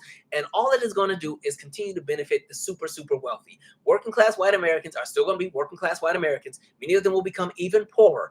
Like they're going to have less. Insurance companies will find more reasons to kick us off of our insurance and everything else like that. Corporations and companies will find all kinds of reasons to cut corners and, continue to cut benefits and cut pensions and cut programs. They will definitely gut Social Security, get rid of that, use that Social Security money to pay off whatever else they want to pay off that kind of goes with their own special interest. Like this has nothing to do with the livelihood of Americans, but people continue to jump on that BS because again, whiteness is so strong that white people will continue to collectively vote against themselves and vote against the entire country because they want to maintain the idea of being right. And it comes to the expense of everybody else, where everybody else is collateral. And this is where all the other demographics of people have to come in and half the time vote for candidates that they don't even really care for, but they just have to get a candidate that has somewhat of a viable shot to combat the nonsense that's happening. That's really, in my opinion, what Biden's entire term has been, right? He was never the candidate I was really behind. I was like, please anybody but him, please anybody but a lot of these folks.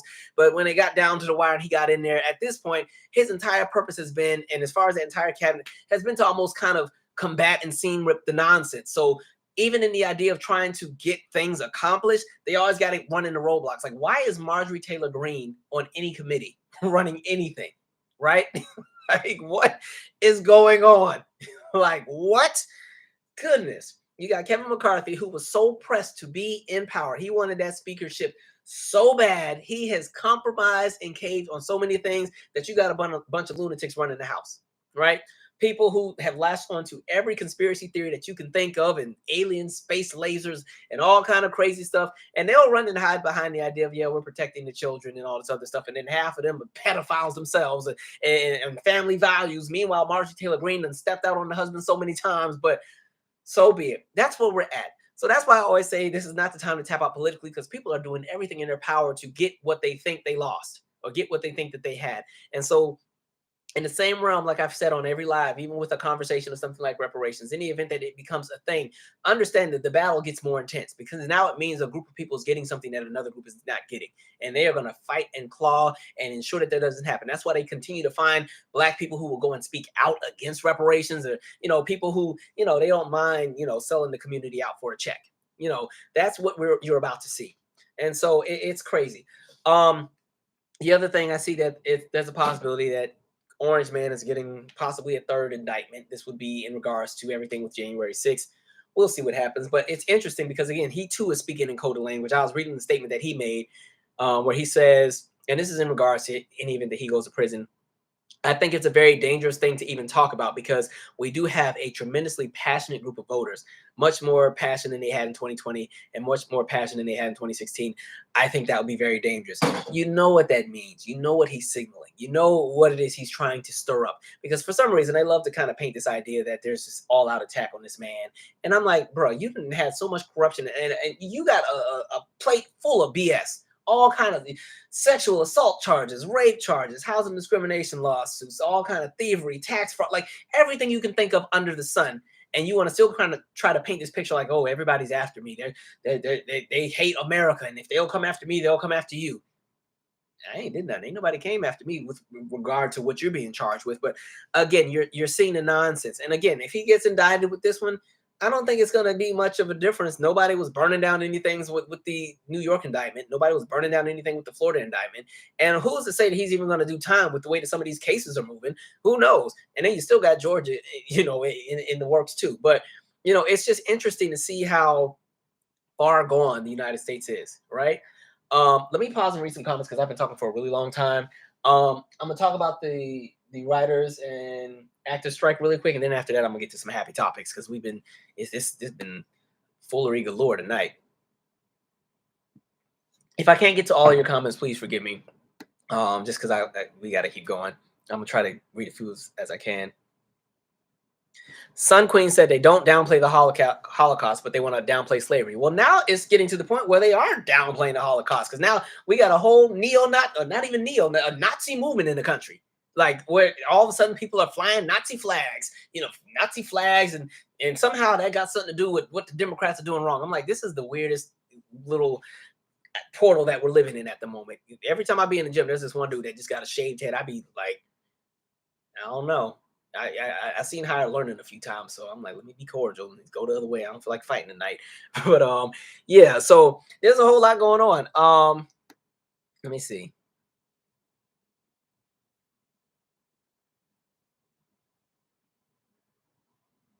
Cosmic Beauty said, "OMG! While you're talking about this, the show Family Guy just showed a scene of them singing 'Thank the Whites.'" That's another thing. People will paint this narrative that if it weren't for slavery, black folks would just be so down bad, and they did us a favor by bringing us here. It's kind of like that stupid preacher I was talking about on the last live, where he was trying to say, well, what he was trying to kind of say, what did he say? By those being enslaved being humble and waiting on the Lord. That's how they got their freedom. And it was the good-hearted white people that came and saved them. Like, people will sit here and change the narrative and just paint anything. Well, they were fed, they were housed, they wasn't too bad. People really think, oh, y'all could have still been over there and running through the jungle. We saved y'all. We brought y'all medicines and mathematics. And I'm like, nah, just be lying. I'm like, because again, nobody ever understands the history of the Moors and how they went and pretty much civilized Europe after the 5th century. All that is never a part of the conversation because again, certain folks think they just did everything and the rest of us were just all stupid. And we need to thank them for what they have given us. Nonsense. And this is also going back to the education piece. This is why I always keep saying, as parents, please do not only think the education that your children should come out of the school. In addition to what they're learning in schools, you're gonna have to teach at home. And if you're not in that kind of capacity to teach, then find somebody who can give them the information or find something that gives them insight into the reality of what is. Because the goal at this moment is to dumb down the United States, right? Dumb it down. I feel like, I'm sorry, white folks, but I feel like your collective is already in that space because y'all keep buying into this nonsense. That's why we see the way that y'all vote. But there's a dumbing down of the United States. That way you can keep everybody in a space where, they're almost submissive to the higher powers. Like, look at the even when we talk about the super, super wealthy and the allegiance that so many people have to some of these very wealthy people. Like, it's so interesting to see so many people cape and protect Elon Musk or Zuckerberg or, these super, super, super wealthy folks. Like, and it's like, you don't have what they have. So I don't know why it is that you're willing to almost get in a fight at a bar trying to protect, the livelihood or the image of these people. Like, this crap is so, we're in this weird space. It goes back to what I was saying with people who, again, I feel they don't have a sense of self or a sense of purpose or a sense of understanding who they are. I think a lot of people latch onto nonsense and they live vicariously through people that they admire and they live vicariously through movements. And I think that's why it's so easy for people to fall into cults all the time.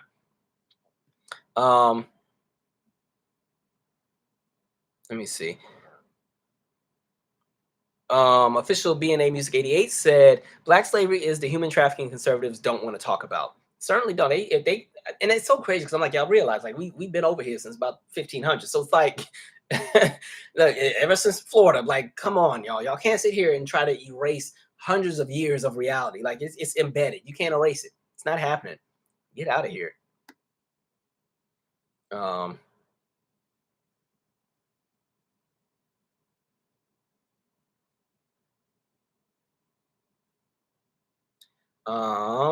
we at here?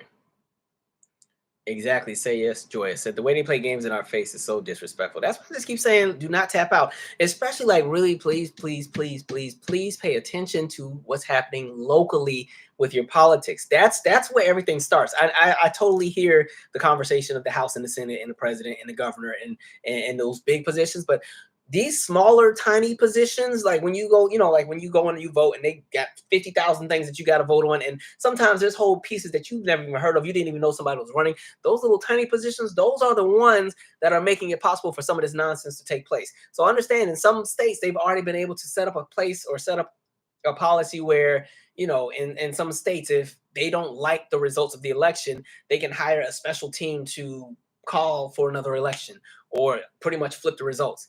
Something like that can only happen when people at those smaller positions that most people have never heard about have been put into place. So even Marjorie Taylor Greene, how did she get into the House? She ran unopposed, got in, walked right through the door, just walked in. Hey, y'all, what's up? I'm about to come in here and be in charge. And here she is running things like crazy. Absolutely crazy. So like those small positions, again, like those county supervisors and all of those little positions, even things that with the judges. So going back to our last in the news where we talked about how the reparations case was thrown out for Tulsa and how that judge that threw it out is an an elected judge. Okay. She was elected into that position. The people put her in that position. And so again, a lot of times judgeships and everything like that are usually elections people don't even really pay attention to. And people often don't even really look into the research or the backing behind who the judge is. They just see, the name and like, all right, that name looks cooler than that one. I'll check that one. That's where we're at. And then a lot of times now we're in a space where people also run where they don't really affiliate with a party. They'll kind of just run and they're still affiliated with the party. They just won't declare it. And, you got to really pay attention to what the policies are. That's why they told the RFK dude that's running, don't fall for his nonsense. He's on some BS as well. But yeah, these folks are cementing all the nonsense in the foolery. They are working hard. So this is not the time to tap out. Just pay attention. Listen, you can still enjoy because listen, I still enjoy life. I still be going to my concerts. I still be watching my trash TV, but at the same time, I still be reading my books and paying attention. Y'all know I got a book club. We got all kind of stuff going, but just give 5-10 minutes to what's happening around you just to be aware. Because a lot of stuff happens and we don't even know about it till after the fact. And then we end up in a space where we have to be reactionary. And now we're doing damage control. Right?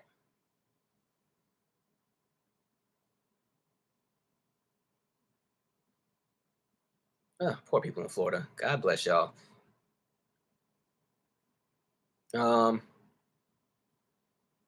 Watching Calvin for me is like, this is Corey T. Watching Calvin for me is like being back in the neo soul days for some reason. Oh, must be the hair. I love neo soul. It's a great genre. We'll talk music towards the end. Yes, they want to erase our history, of course. Exactly. Tyler Hackman said Reagan was the downfall of this country. I just, like I said, I think by him letting big banks and big companies and his friends get in charge of stuff. I mean, again, this is a man that cut 83 programs in his first year. He walked in and just started cutting stuff. We cut, right? And cut stuff that was actually valuable, things that actually matter to the people, while still, again, big tax cuts, changing the tax code, making it so super wealthy people paid even less in taxes, and then raising taxes on the working class and middle class. And then again, we have everything with, again, the war on drugs and the war on crime and all these other stupid things that he did, and ignoring the AIDS epidemic and letting all these people die. Like, this crazy. Let me see. And listen, like I said, with the idea of cementing, they're just going tidbit by tidbit by tidbit in the same way that they could strip that little piece of segment. Like, think about the Voting Rights Act. It has all these sections, right? They went after one segment. Now, we talked about it, I think, on the last live. They went after segment 4. That's the piece they went after, that little piece. Because that little piece of A and B kind of regulates the kind of rules that states can have when it comes to how they run their elections. So by getting rid of that, now, this is where we have the crazy voter ID laws again, and the gerrymandering kicked into the next gear, and there are all these new crazy rules. And okay, well, let's get rid of all the polling stations and the really populated areas, and we'll get rid of this. And we'll make rules where you're not even allowed to give people a bottle of water in line. Like, all of that is, again, by stripping that one little section. So again, you have people literally dedicated to reading the laws of all of these cities and states and all the federal laws, looking for tiny loopholes that they can latch onto and then start movements. That's how we got Moms for Liberty, right? And by the way, for some reason, any kind of group that has the name Liberty, Freedom, Patriot, Americans, Constitutionalists, Federalists, Nationalists, all the patriotic terms, usually it's some BS. It's usually some white supremacist group. They'll hide behind patriotism, to move racism a little bit further along, just to speed it up a little bit, add some, some razzle dazzle, give it a nice, fun, fancy name. Kind of like those packs as well. Freedom. That's the one. Freedom. That's the one. Freedom. Free. They want to be free to oppress everybody. Always talking freedom, and everything they vote for is punitive to everybody else.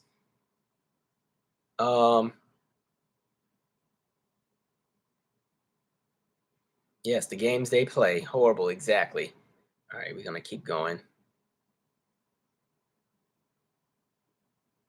And the fact that this town is 85% black and it's still that kind of nonsense. That's how strong a power structure is when everything is cemented. You don't even need honestly, that town is a perfect reflection of the United States, where you have the minority group in power, right? The majority has voted one way, the majority wants something else, but that minority group is calling the shots because they've locked into power. That's the United States right now. A lot of the policy that we've seen over the last few years, especially on the federal level, is not what the people want, but there's a silent and a small majority. Well, they ain't even silent no more. They in our faces. There is a small minority that is calling the shots that affect the majority. We all are collateral to it. So please, I'm telling y'all now, please don't start getting stupid when it's election time. Don't start jumping into some nonsense and running behind some of these celebrities that's giving us bad information and bad ideas. I don't have time. Please don't jump on top of the foolery. So we trying to dig out of this nonsense. So imagine if all of this chaos is already happening under a Democrat president. Imagine a Republican getting back in there, how even more intense it's going to get. Man. Anyway. Corey T, it's the neoconservative coup of the Supreme Court that needs to be addressed. Like I said, you guys should really check out the Slow Burn podcast that talks about Clarence Thomas. I think it's 4 or 5 episodes dedicated to his experience. But, oh, man, that one there, yeah, will have your blood boiling when you just see the nonsense that's there and how, again, some people love the idea of power and are willing to let people be collateral if they can have a piece of it. You know what I mean? All right, I'm going to scroll down on my chat because we got to keep it going. And it's, dang, we're at 2 hours and 40 minutes. Okay, I need to hurry up. Thank you, Armis Designs. All right.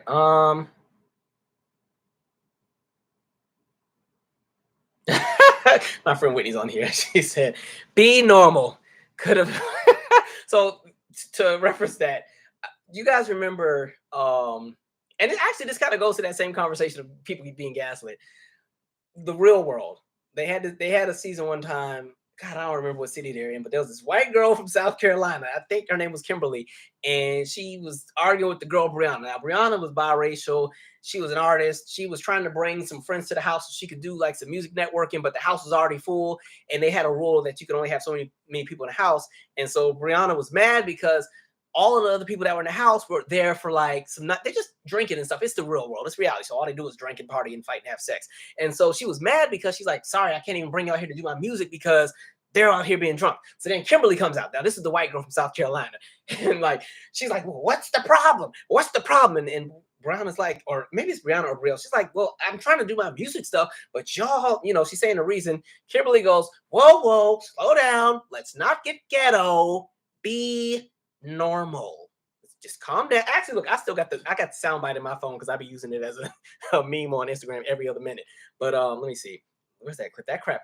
It's not supposed to be funny, but I just crack up because I'm like, the nerve of this lady. She said, just need to calm down. Let's not get ghetto. Be normal. I'm like, what is that? What kind of, now the Brielle girl held it down because I would have busted upside the head if I was Brielle, but she let that crap slide. I'm like, what was that supposed to mean? Do you really think that's a code of where, what?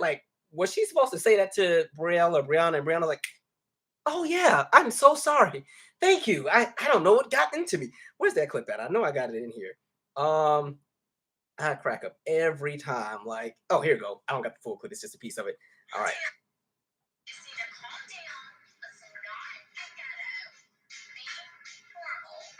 You know what? Get out of my face. What?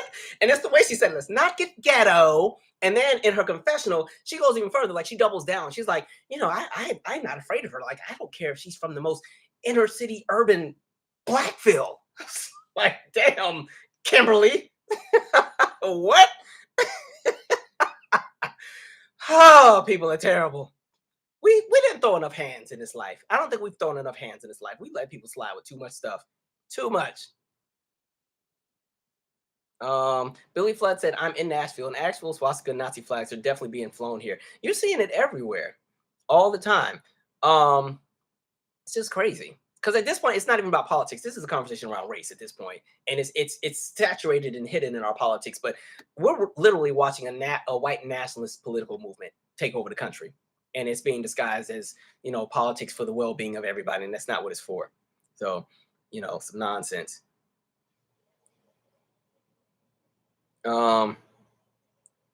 Somebody says, "Is it a Calvin Live if it doesn't end up on music?" Of course, I just like talking music because it always brings us back here. Like, music, it ended on a good note. I don't like going to bed pissed off because I don't believe in being mad all day and then dying at 59 of hypertension. Like, that's what I always say. Like, I'll do these lives and stuff, and then I check out from all of this and I go back to happy things until it's time to get back in the mode. I'm not trying to wake up mad all day, like, because it's enough going on. You know what I mean? Rosewater said Dr. Fauci was over that AIDS meds too. They just, and I think with that era too, especially because they really didn't even know what was going on. The fact that you had Reagan just not even move on it, and people just kept dying and dying and dying. And I think going with Fauci's bit, the challenge that they also ran into, there wasn't any funding going to anything. There wasn't enough to really, line item new funds and new money to go into research onto how to address this. And I think had there been more urgency at the time, it wouldn't have become what it is now. Like, fortunately, we're now in a space where you're getting to a space where, God willing, they will have a cure, because now you also have really good medications where people can live a fully normal life. You also have PrEP now that people can take to kind of prevent transmission. So things have gotten so much better, but it sucks for those who ended up having to be collateral to that. So many people lost their lives, right? And there was no sense of urgency. And really, the reason people didn't move was they associated it with this being, okay, it's a gay disease, it's a black disease, it's the disease for poor people in the inner city that are living those wild lives. So be it. And there really wasn't a sense of urgency until it started getting into white suburbia. Then that's when all of a sudden it's, all right, let's finally do something. That's messed up. Man. Somebody said, we shall overcome someday. God help us all. It's funny with that. They even stole that. I can't. One of them protests. This is after 2020 when they were still trying to say Trump had the election stolen. It was one of them protests, and them white folks were out there singing "We Shall Overcome," but they didn't know the song. So all they did was they just said "We shall overcome" over and over and over. They said, "We shall overcome. We shall overcome. We shall overcome." 20 minutes. I'm like, y'all just stupid. Y'all can't even protest right. Can't stealing from everybody else with the wrong context and then gonna do it wrong. Y'all just can't do nothing right. Nothing. And swear y'all the smartest ones on the planet. Like, get out of here. You should not. Now they being oppressed. Get out of here.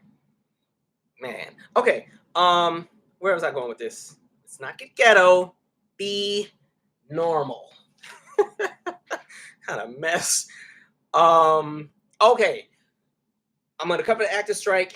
One other thing before actor strike, I did want to highlight really quick. New York City has to pay out a $13 million settlement to those who were victims of the police brutality from the 2020 protests. I'm not gonna spend too much time on it, but good for that. But it kind of goes back to, remember how I said the reason why the police get to do a lot of what they do is because all of these cities have these massive budgets specifically for, settlements and lawsuits. I wonder if I can pull it up really quick. I did it on, I don't remember what, it's one of these videos where the police kill somebody. I don't remember which one, but I went down the line. It was, I went down the line of all these cities that had, and what their budgets were in regard to how much was allocated for their settlement budgets.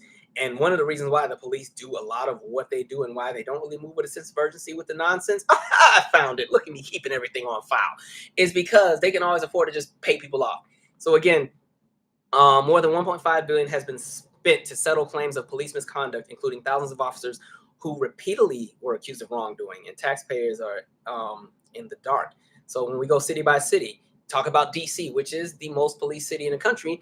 They've had $91 million specifically between 2010 and 2020 that has gone into settlements, right? And 8% of that money was from officers who committed the same offense. So you have Officer Anthony Campanelli, who had 4 different cases against him, and the city had to pay $1.1 million to handle his lawsuits. There's a John Stathers who had 3 cases against him. The city had to pay $361,000.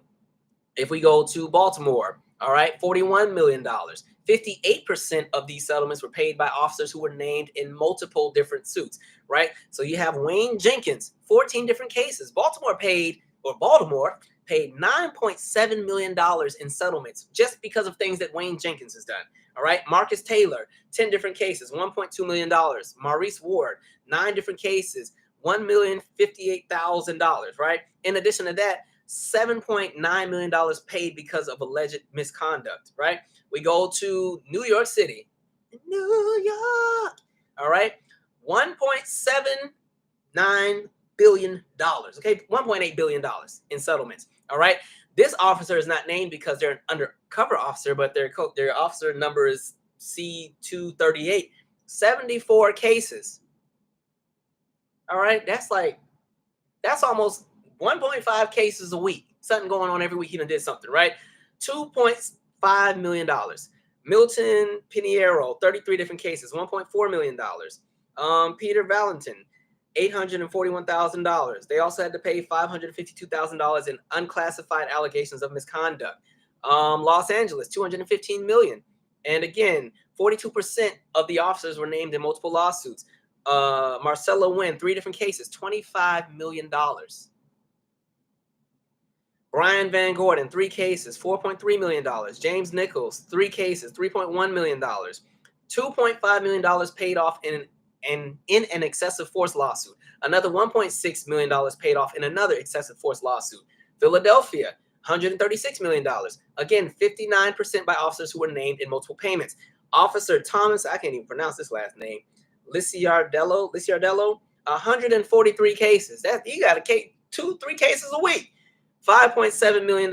Michael Spicer, 121 cases, $4.4 million. Brian Reynolds, 117 cases, $4.1 million. $625,000 in false arrests. All right.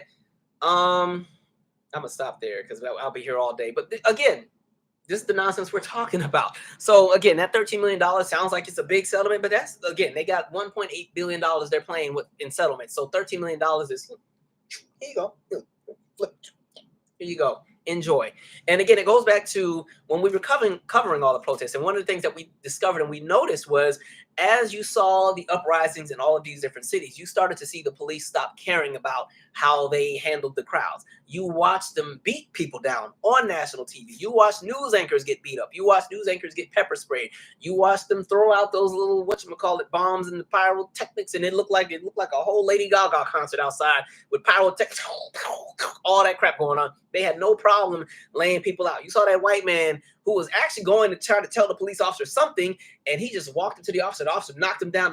And the man was old. He was probably in his 70s. The poor man fell and cracked his head open on the sidewalk. You're watching the blood pour on the sidewalk. You watch the police just not even care about anything. That's where we're at. So yeah, 13 million, good for the people getting what they're getting, but it's a drop in the bucket for New York. It's not affecting them. Also, thank you. You'll see. Oh God, yes, thank you. Says, hi Calvin. I'm so happy to finally catch you live. I'm on my way to work. I just wanted to stop by and show some love. I absolutely love your content. I always feel smarter after watching you. Keep educating us. Please remember to hit the like button, folks. I thank you for that. That was very nice. Thank you. I appreciate it. I hope you get to work safely. So again, you just see the nonsense. Going to the strike. So as we know, at this point, now SAG has entered the strike. We talked about the writer strike before. One of the issues that a lot of the writers were complaining about was like they're just not getting enough in regard to the work that they put in. You have a lot of writers who are writing on shows that are generating millions upon millions of dollars, and some of them are on food stamps. Some of them are not even making enough to qualify for different programs and everything else like that. And then there's the conversation of residuals where they're not really even getting much. And then we've also seen the conversation of AI and how some studios are kind of pandering to the idea of letting AI write shows. And then we now have SAG who's joined this protest. These are the actors. And again, from what I was reading, I think it's 82% of the actors don't make enough to even qualify for healthcare benefits. They make under $26,000 a year. But what's happening with this is you have the actors that are also now joining the strike because they're also not getting paid what they should be getting paid, especially with residuals. The residuals are becoming a conversation because of streaming, right? You know, with streaming coming in, it's a different ball game than the TV networks because it's a different set of regulations. And so, you know, people have been on all these different shows and they're getting pennies off, you know, the dollar, if that, from, you know, what it is they've been able to do. I was reading the article with some of the people that were in Orange is the New Black, which kind of signifies or signals what would be almost the kickoff of the whole streaming movement with things like a Netflix and how we'd eventually get all these other services, but how so many of the actors literally were making $30 in royalties after a year.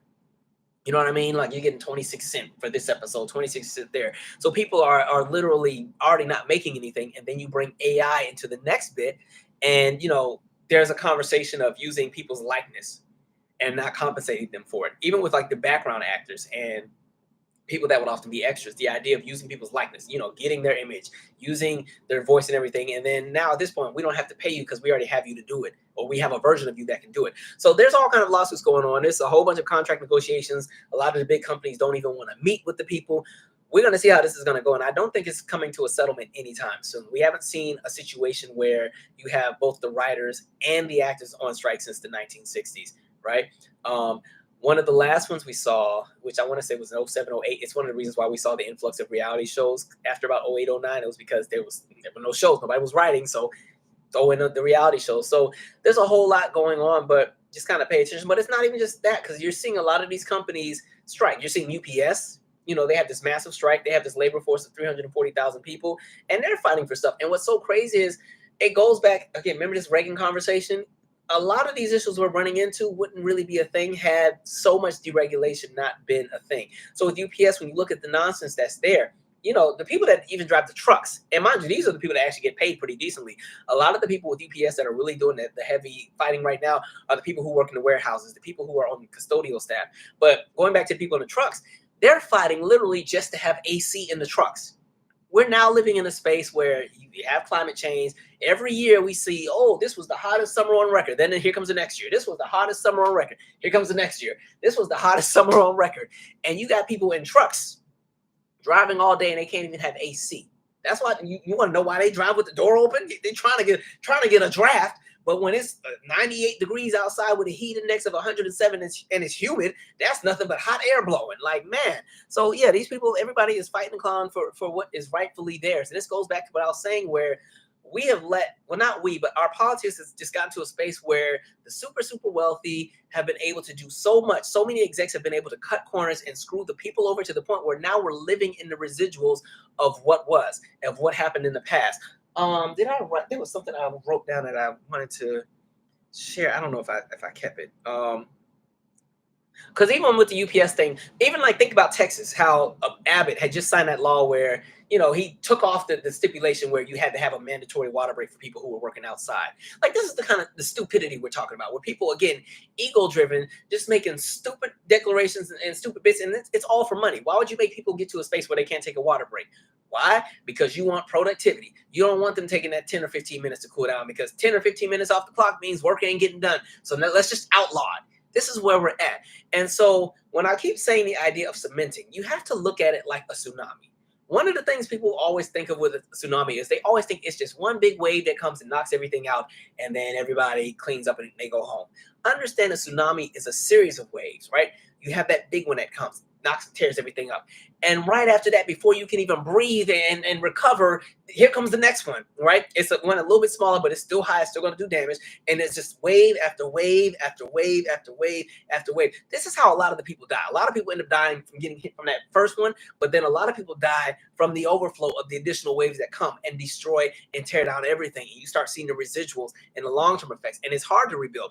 That's American politics. That's our economy. That's what's happened to our labor and our workforce. We came in, not we, but they came in with that big old wave starting around the 80s with Reaganomics. That was the big wave. Boom. And it just continued with smaller waves. Bush 1 came in there, did what he did. Clinton came and did a few things, tried to make some things better, but he still was part of the problem too. Clinton came in there, did what he did. Bush number 2 came and did what he did. Like, each administration comes in with some more nonsense, and it's just wave after wave after wave after wave that keeps hitting the people. And now here we are in 2023. Everybody's mortgage and rent is way too high. You know, depending on what city you live in, you might be paying $3,600 to be in a box, right? Wages are not equating or matching with the cost of living and everything. So even by raising the minimum wage, which has not been raised as far as the federal minimum wage, is still, I believe, $7.95.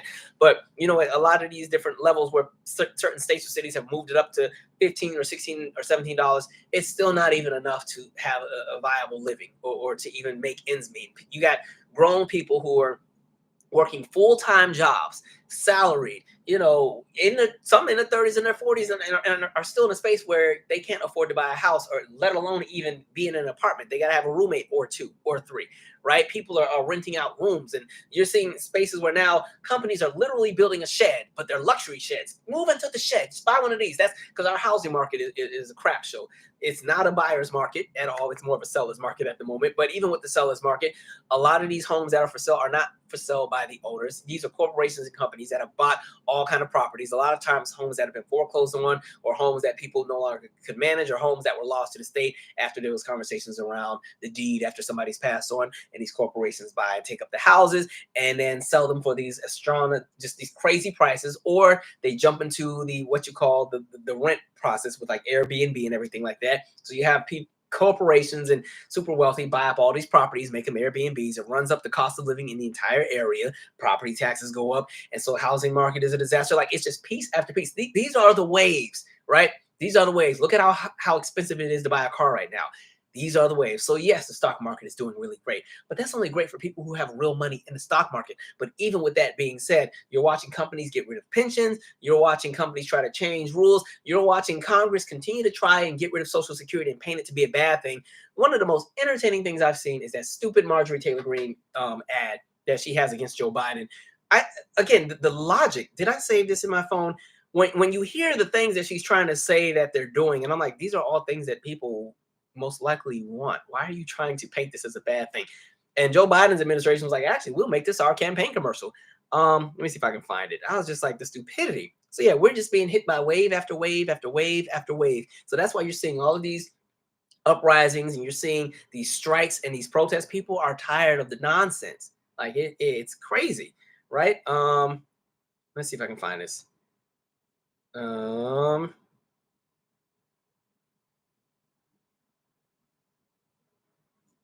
Where's that video? I need it. Oh, perfect. All right. Let's see. Now she's naming all these things that are supposed to be terrible, when in reality, most of these things are things that the American people have always had until Republicans got in there and wanted to get rid of everything. Joe Biden had the largest public investment in social infrastructure and environmental programs that is actually finishing what FDR started, that LBJ expanded on, and Joe Biden is attempting to complete programs to address education, medical care, urban problems, rural poverty, transportation, Medicare, Medicaid, labor unions. And he still is working on it. How stupid can you be? Like, you just named all these things that are supposed to be the boogeyman. These are the things people already had at one point and people want to have back. Or these are the things that people care about. So all of a sudden, it's a terrible idea to have health care. Like, these people just, whoo, the people y'all put in office. I always say I have no interest in being in politics, but every now and then I'm starting to get an itch. Like, I just want to go on the debate stage. I don't even want to be in charge. I just want to cuss these people out on the national stage, because somebody need to do it, because y'all letting too many of these folks slide. I get pissed. They go on these news networks and the people don't even check them with anything. They just let them slide with everything. Crazy. Okay, so I have covered all of the big stuff I wanted to cover. Perfect. Now I can go into the lighter stuff. I do want to shift the tone really quick. This is more so for like music heads. But let me make sure I have this right. Let me see. I'm trying to pull up the right article. But especially for Janet fans, this is actually sad. But Daniel Jones, he was the music director for Janet Jackson. Unfortunately, he just randomly passed away. Like, we don't know how or why. I mean, it's not our business. But if you saw my review of Janet's Together Again tour, when I did the review, I spent a good minute just talking about how much I love the musicality of the show. Now, he has been with her since the Rock With You tour, since 2008. So I've always commended him because he stuck with her. Like I said, there's a period where a lot of folks did not really F with Janet, and, you know, people didn't even want to see her live except for me. So he was on some of those tours that didn't do as well, and he stuck with her all the way through until we got to this modern tour where again she just broke all these records and had, you know, one of her most successful runs since probably the Rhythm Nation tour. And so I'm not really sure what happened, but it's sad to see him go. But man, he was that ear was amazing. The way he just had such good arrangements. That's what really made me love a lot of her shows. I always love a good band, and I mean, he's worked with everybody. Adam Blackstone, he's worked with other entertainers before. He's been on tour with so many different people, and so you know that's a sad one to see go. I'm not sure. And I know that's not even on their radar right now, but I know like Janet has some shows lined up. I don't know what the next move is, but you know, any event that they cancel or whatever, I fully understand. Like, you know what I mean? And that has to be tough because I think they've worked together at least for, you know, 15 plus years. So that's really tough. And I think for musicians, when you tour with certain people or you tour with artists or you know, all of those people become a family. Like when you're on the road for months at a time, the band, the crew, the dancers, the backing vocalists, all of those people become family because you're just stuck with them all day. You're going from city to city. You know, you don't even get to really see your family as much because you're just, you know, flying to this country, going here and there. These people become really, really close. So it's so sad that he just passed because they just wrapped the tour like a month ago, right? And they were all just hanging out, I think, last week. So that was really sad. I don't know what happened, but that was horrible to see. But man, that was a loss because that man's musical ear was so genius. Like if you just see a lot of her recent shows, the way that they just arrange the songs is so good. And I've always said what I've liked about Janet's music is that it's very bright. It's very high energy. She has feel good music. I said this on a review, but it always feels like when you listen to a lot of Janet Jackson songs, like a Together Again or an All For You or Escapade or When I Think of You, it's almost like you can hear or see her smiling in the recording booth while she's recording it. She makes music that makes you feel good. And then he was able to capture that and just have it translate well live. So that's a sad loss, but I hope everything does work out for his family. He has kids too. I think one of the kids just graduated from, I think, high school. So yeah, that was really, really, really sad to see. Let me see. What else did I write down? Oh, somebody did ask me because I saw the story about there was a soldier that apparently crossed into the border into North Korea. And I guess now they're in the custody of the North Koreans. I don't know what you want me to say. At this point, everybody knows what you're dealing with when you go over there. So for you to cross that DMZ line, that 38th parallel, and go and do whatever, I don't know what you want me to say. Because it's not like the U.S. is about to go over there and send some people to go pick him up because that's going to start a war. So good luck. I don't know what to say about that. Just, yeah, enjoy. It sounds like he wanted to go over there, so let him go. Like, sorry. Folks need to, I don't know. Folks always be doing some stuff and then they want the whole country to bail them out. Man. All right. Somebody said he started to unravel when his nephew got killed. Is that about the soldier or is that about Daniel Jones? Because I have no idea what happened with Daniel Jones. I just know he passed. All right.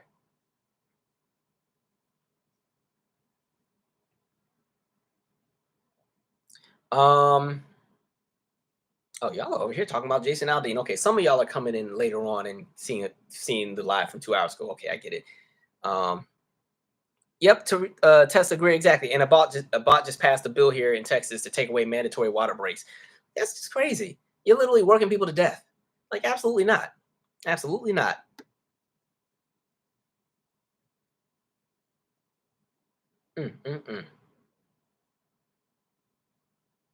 What are your views on the what is that? G-Glow Beach murders? I honestly have not even heard of that. I would have to look that up before I give an opinion. Let me actually I'll make a note of it and come back to it. G-Glow Beach murders. I haven't heard about that one. All right. Okay. Hey, Bibby said canceling good shows not to pay the actors and writers residuals. That's the other part that's jacked up with that too. They not only do they cancel the shows, then they yank them off the streaming platform so that no more money can be generated to, you know, pay residuals. Like that's the part that's really jacked up about it too. And it's interesting because you've seen some actors and actresses already start to, even before the strikes, like Monique had already had, I think we talked about it before, she had already started suing Netflix because she was saying the royalties for the Parkers was some nonsense. And you've seen other people start to do the same as well. So, man, it's a lot going on. How about no water breaks? Y'all let Abbott do a whole lot from that chair. Ain't no way. Absolutely not.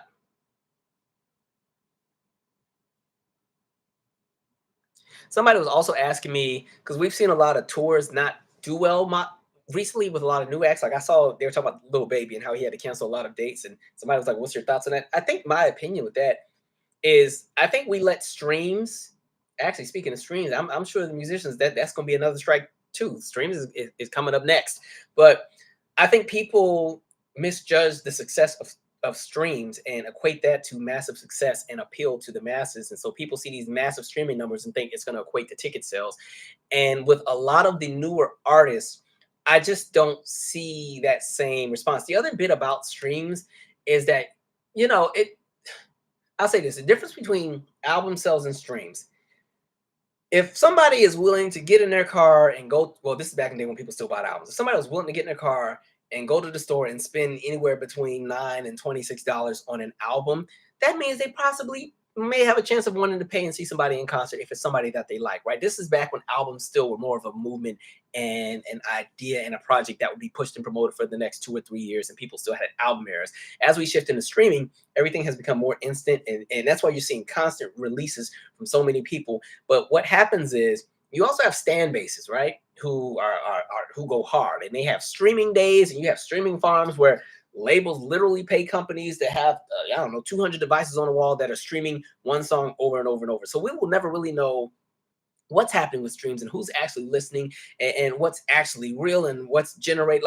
We're never going to understand it. So I think for a lot of newer acts, it's hard for that to translate to concert sales and tickets because people can't understand. However, for a lot of the seasoned acts, they've been having a great time. So you have somebody like a Beyonce or a Janet, or when Madonna gets out of recovery and she goes back on tour, or Elton John, who just got off of his massive tour. Like all of these people who have these vast catalogs are having massive success with their tours because they have catalogs, they have eras, they have actual albums that people actually liked and got behind, and they're known for having good performances and having standards on stage. And so a lot of what we're seeing as success right now is centered in viral movements and centered in what's hot right now this week, and then next week we won't care. Like, when's the last time y'all played, and this is not to diss anybody, but again, when's the last time y'all played Hit the Quan at a party?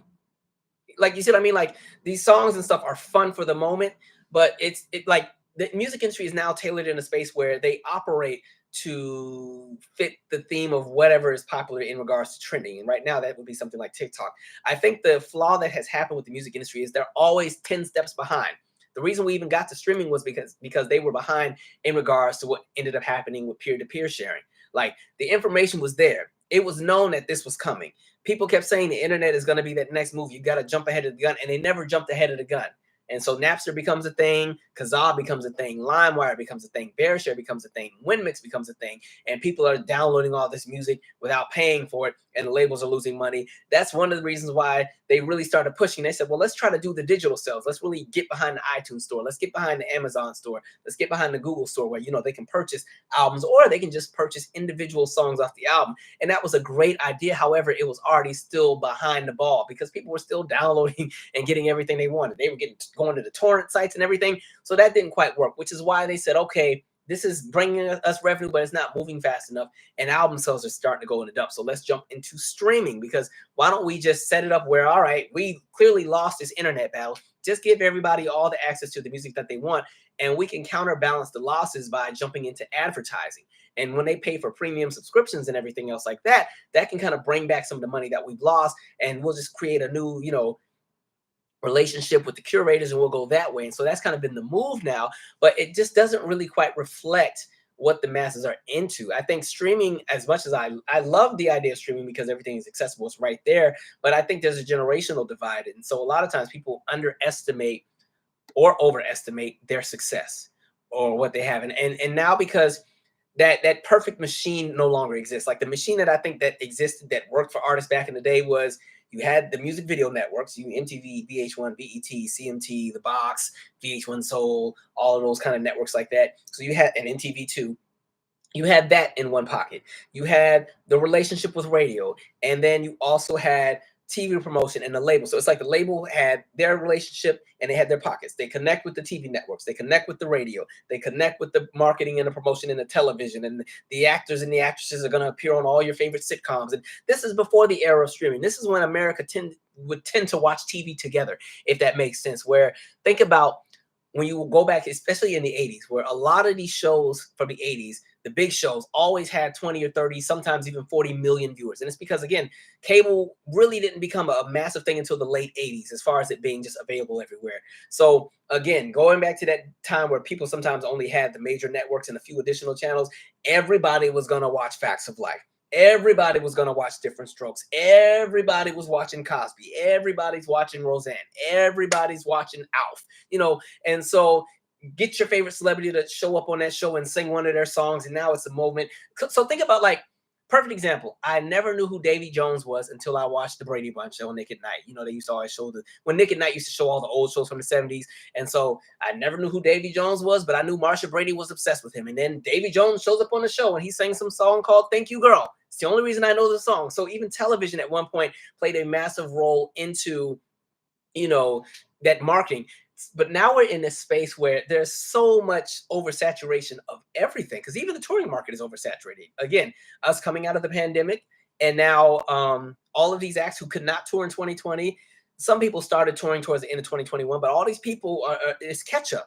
And so most people are going to spend money on artists that they think are worth the ticket.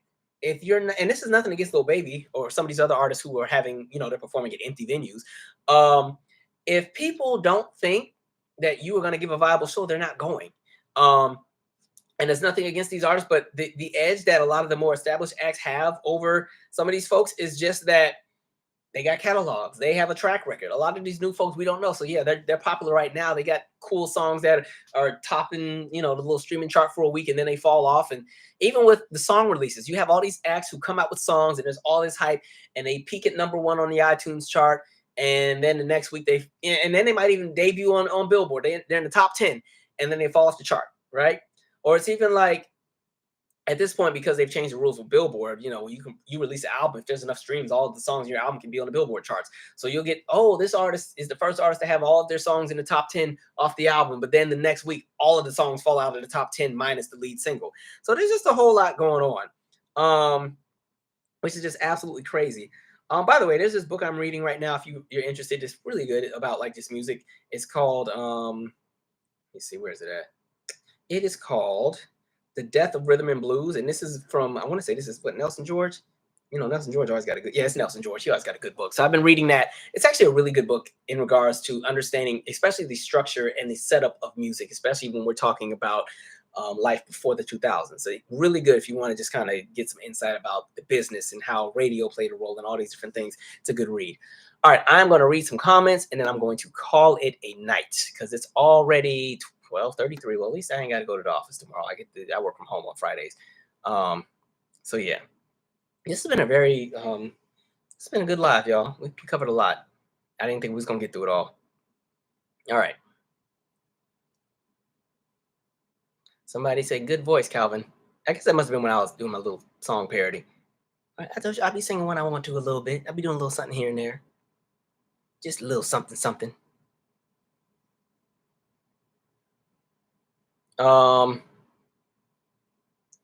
Akira 34 said Broadway folks have joined the strike as well, as they should.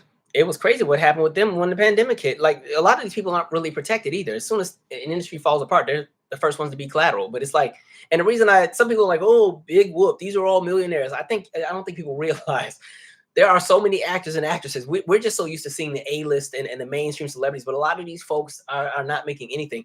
Even watching that interview with Taraji P. Henson, where she was talking about how she got, I think, $150,000 for Bejamin Button, and it sounds like a lot, but then she had to go down the logistics of what else. She was like, okay, so, you know, you have a non-competition clause, so you can only work on that project at the time, so you can't take any other work, so you can only do Bejamin Button. They filmed it over the span of 5 months, and so for those 5 months, that's the only work she can do. 5 months is half the year, technically, right? And so that's $150,000.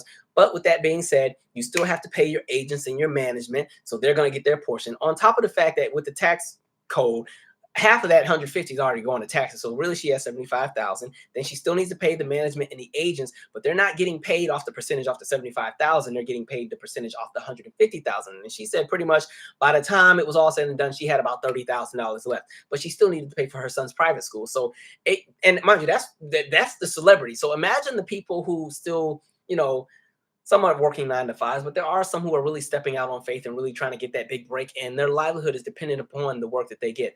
Imagine what it's like for those people who are not getting these. And $150,000, by the way, is not a lot for such a big movie at all.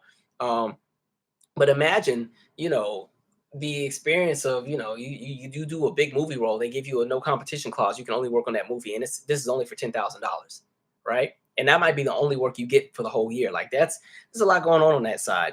Or it's even like Halle Berry only getting $100,000 for Monsters Ball. It's a lot.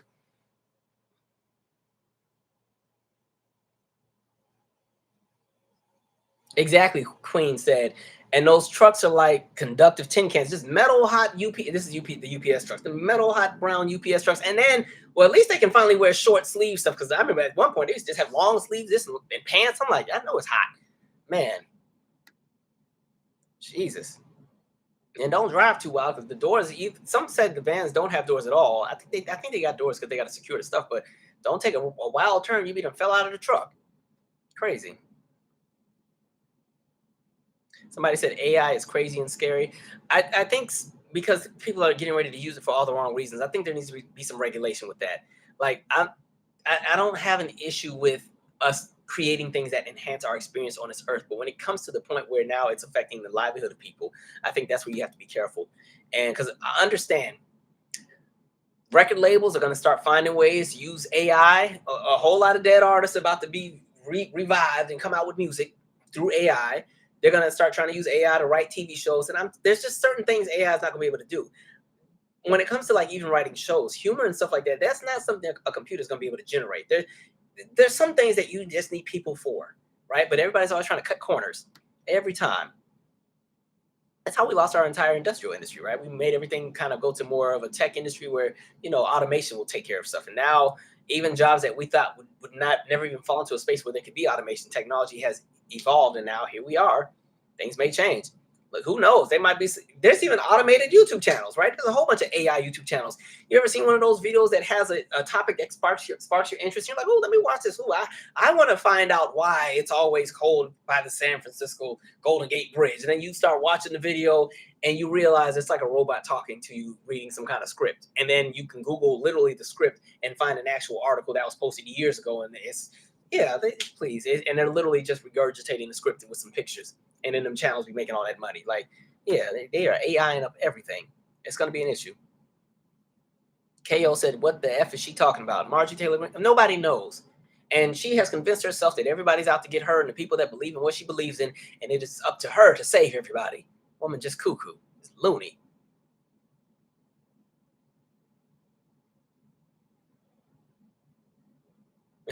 Blissed out said, they would mute your mic. That's talking about if I ever went to politics and went to the debate. First of all, I would not even be invited to the debate. They're going to make sure I'm out of there. And they would go and dig up everything that they could find. And when they get to my family, it's over for me. Look, I didn't have an aunt rob a bank before. They are going to throw the works out on me and my family. They're going to put out everything they can put out. Well, technically, she didn't rob the bank. Her man did. She was driving the car. She just said she was just going home. She ain't know. But that would be a time.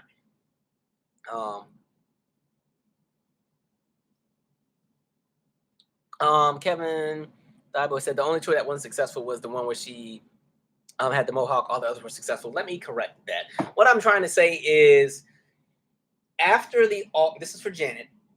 If you saw my So What Happened video, we kind of talk about how a lot of the tours were affected by different things. So we know All For You tour, she had to stop because 9/11 took place. There were some other things going on in regard to Virgin Records going through a shift and all. You get to there was supposed to be a Demita Joe tour. They never got to it because Super Bowl happened, which I think they still should have just toured in Europe because Europe didn't care about the Super Bowl like that. But the Demita Joe tour never happened. And then 20YO was going to be the next thing. She had already started rehearsing, had locked in stuff, but they couldn't find sponsors. So that tour never took off. And that's one of the reasons why she ended up doing the Atlantis Cove opening, because at this point, the money was already kind of in the mix. And now she was about to be in the hole with a bunch of people because this tour had never got off the ground because 20YO didn't do as well. And so that was one of the reasons why she did the Atlantis Cove production for the one guy that's, the guy that pretty much owns Virgin Records. Nice payout and everything. So then we get to Rock With You tour. Great show. That's actually one of my favorite tours. But again, and honestly, it didn't even do that bad. The show was still, the attendance was about at 80%. But for Janet Jackson standards, it wasn't super great. And, you know, she got sick and had to cancel some shows and just a lot of bad press. So then the next tour was #1's tour, which actually did really well, but it was a theater venue tour. So people looked at it like, oh, she's not doing arenas anymore, huh? Ooh. And there were a few dates that did not sell out, which were like, oh, wait, you mean to tell me you didn't sell out this 3,000 seat venue? Really? So, you know, they were trying to paint that. Then Unbreakable tour came. Unbreakable actually did pretty decently, but then, you know, she had to pause because she had the baby. So they tried to paint it out to be a terrible thing. But I will say the European leg was not selling that well before that part got canceled. Because, again, Janet hadn't really been promoting like that overseas. Janet has a very laid-back approach to promotion now because I think she's just at a point where, hey, take the music and leave me alone. I'm good. I've done it all. And so then you talk about State of the World, which actually, you know, she kept extending and extending. The problem was that the money just wasn't coming in regards to like the revenue. It still did decent, but you know, seeing this tour, this is her highest grossing tour in a long time as far as amount of money per show. That's what I'm trying to say. And as far as attendance, it's like super high attendance. Understand at one point, Janet had tours with like 2.5 million people in attendance. So the latter tours have all been a few 100,000. That's where I'm getting at. But and compared to her peers who have had bigger, massive tours, people like to make the comparisons. But you know, y'all know I love me some Janet. So anyway, yeah,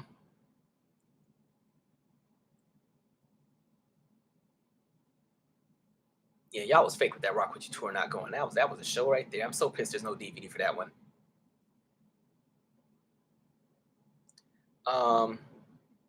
We need to wrap this up. We are not about to be on here for 4 hours. Somebody said last time we played Hit the Quan was 2017. Yeah, the point that I'm just getting at with that too is just like a lot of these viral hits we love for 5 minutes and you move on from, because it's even songs have gotten shorter. Like now we're starting to see songs be released that are not even 1 minute and 50 seconds. Like they all have an intended purpose specifically to go viral. Like, yeah, it's just a different day and age. So people are not about to spend, you know, these super enormous high prices to see an artist where they don't even like half their catalog, or they're not familiar. There's not enough of a connection to the music because it's just, it comes and goes. It comes and goes. It's just, it's too washing machine for me. It's microwavable, in and out. Now I will say, so they said Janet sold out here in the Bay. Well, I will say this last show that Janet was on, pretty much every show sold out. If they didn't sell out, they were close to sold out. Like, and so she just had a great run. I really would like for her to go and tour Europe. Just give them a tour because they've been waiting, even if it means. And I thought Janet was really smart with this tour because what she did is she had a stage that was like exchangeable, where it could be used in a big arena, or if she was at a smaller amphitheater, the stage could be altered to fit for that arena, or for that amphitheater, which was really smart. So that's the way on the tour. In some cities where they weren't sure if she was going to have a big sellout, they did the amphitheaters and had the compromised sets. But then 20, 30,000 people went to the amphitheaters. And so now you have more people at the amphitheater shows than the arenas. So I was like, interesting. So I thought that was really smart that she did that. Like, these people are smart with the tours. I saw that, like, I think Beyonce has 3 different stages for her tour. So like while she's touring in one city, they're already setting up at the next one. I was like, these people are so smart. Like, that's pretty dope. Pretty dope.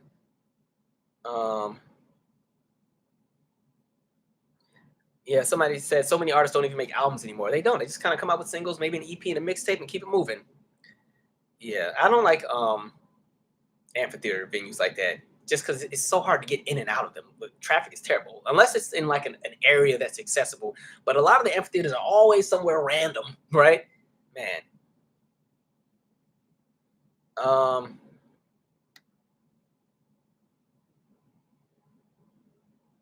Somebody said, wait a minute, is that? Hold on, I want to just double check something to make sure. What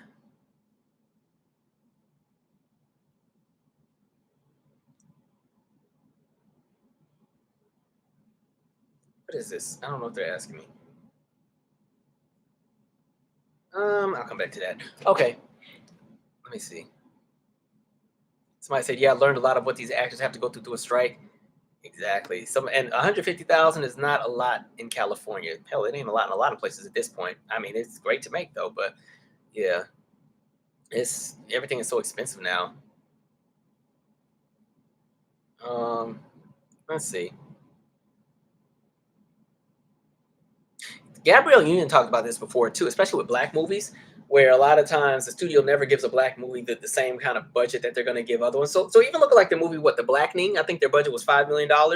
And honestly, they still went, they broke even and made profit, but it could have been a bigger movie had there been a bigger promotional budget and everything else. But Gabrielle Union was talking about how a lot of times with black movies, the studios will never invest into the black movies. They'll never do anything. And then the movie is successful, it makes $100 million. And then it's like, okay, great. Now we're going to use that $100 million to go and fund a movie that you won't be in, or we'll go fund it for a movie that, it's not going to be a black movie that the studio's going to keep behind. We're going to go fund this other movie and everything. And then when they come with the next black production, like, oh, okay, well, this one made $100 million. So can we at least get $30 million to make this one? No, we don't think that's going to be a good investment. So, here's $6 million, make it happen. And if you're not successful, don't worry about our massive distribution and promotion plan. Like, so it's a whole lot of nonsense in Hollywood. A whole lot.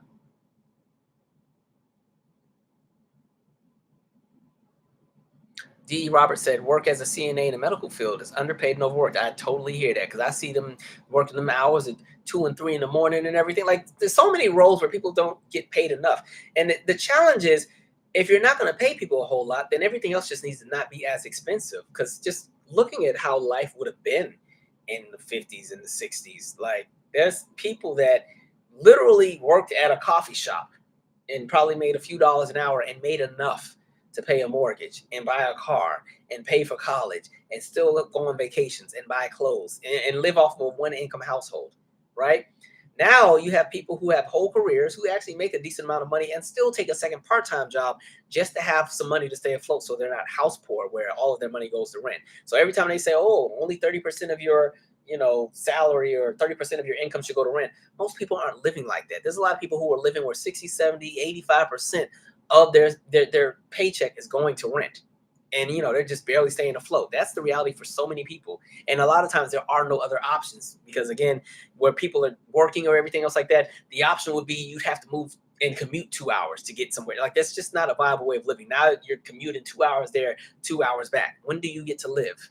That's people's life right now. So hopefully there's some big, giant pendulum that swings the other way, right?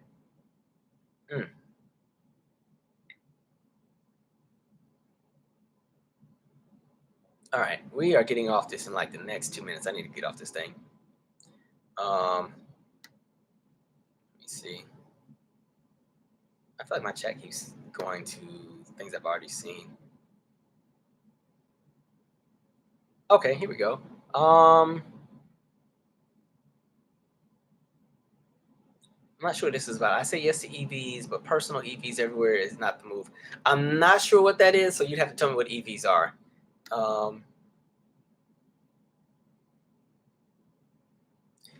Roman said Taylor Swift and Beyonce sold out Soldier Field in Chicago. 2 nights, both shows sold extra double outfits. Okay, yeah, it's good to see like that. I love what Beyonce does on stage. I appreciate her musicality and the dedication to making sure that people get a great show. So yeah, she's always been good to watch. You heard of Michael J. Woodard? He's a great R&B singer and just dropped a music video. I have not. Actually, he's like from American Idol, isn't he? I think he's from American Idol. Let's see. Oh, yeah. Okay. American Idol. I thought I knew the name from somewhere. Okay. I got to check him out.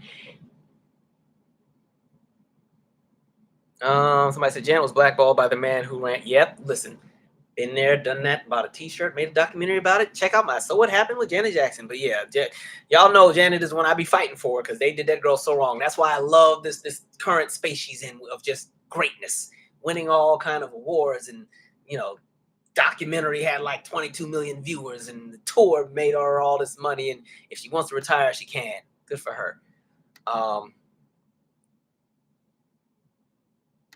Did I hear about the lawsuit dealing with the Blackening? Actually, no, I didn't. Somebody said, Calvin, do you have tickets for Beyonce's tour? I do not have tickets yet. I don't know if I'm getting them, y'all, because she's here on the 5th and the 6th. I don't even know if I'm going to be here. And so I have not made that purchase. But in the event that I am, I'll have to just get a last minute ticket. But the Beyonce ticket's a little high, and they only get higher. So I don't know. We'll see. But no, that show looks really, it looks pretty fun. It's a pretty long set that she has. For anybody who is going, I just want to know, like, when she does Cuff It, for the people that are in the floor section, are they doing the Cuff It challenge when she's singing it? That's the one part I want to see. I want to see however many thousands of people in the park just doing that. I want to see that part. We'll see. Okay, Teddy has a doc on Showtime. You're talking Teddy Pendergrass? Is that the one I've seen? Or is it a new one? What's the name of the doc? I don't know if that's. I think I've seen one. I think before. I don't know if that's the same one.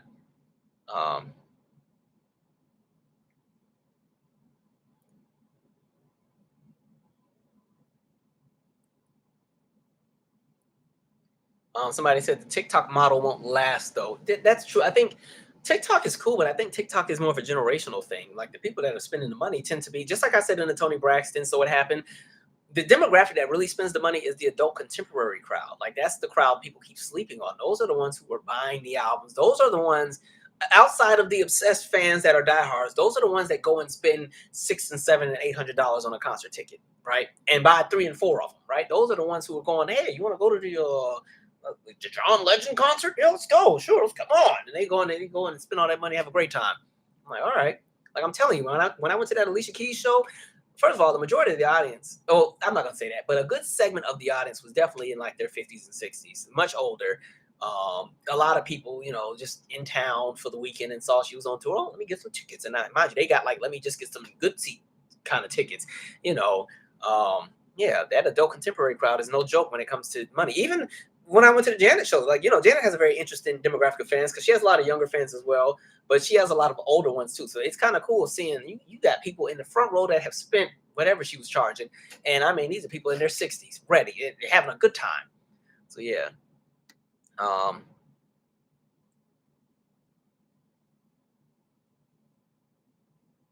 Oh, electronic vehicles. Okay.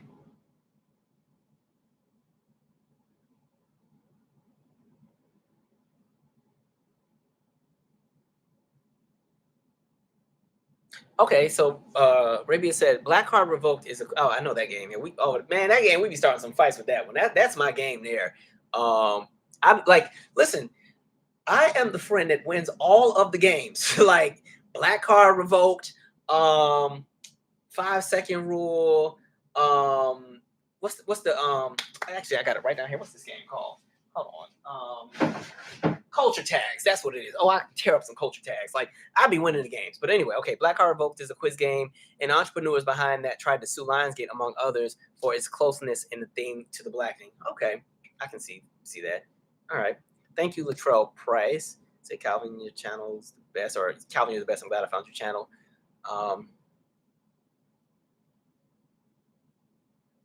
Bonita Gardner said, B Show looks good on YouTube. I can't afford her, but love her. Yeah, look, them tickets is high. I'm like, dang, how much? Lord. But I mean, I have seen her before. I went to the Miss Carter tour. That was a lot of fun. I should have gone to Formation tour, but I didn't go because there was another show I was supposed to go to. They got canceled. But it's okay. And it was on the same day. But so be it. Anyway, we are about to call it a night. This has been real dope. Somebody said it's on YouTube. Oh, okay, that's the B Show. I forgot. Oh, Keisha Cole did have a movie. Well, listen, like I said, I got YouTube TV now, and YouTube TV does not have A&E or Lifetime or there's one other network they don't have. And I think the Keisha Cole movie was on one of those, so I didn't even know there was a movie till after the fact.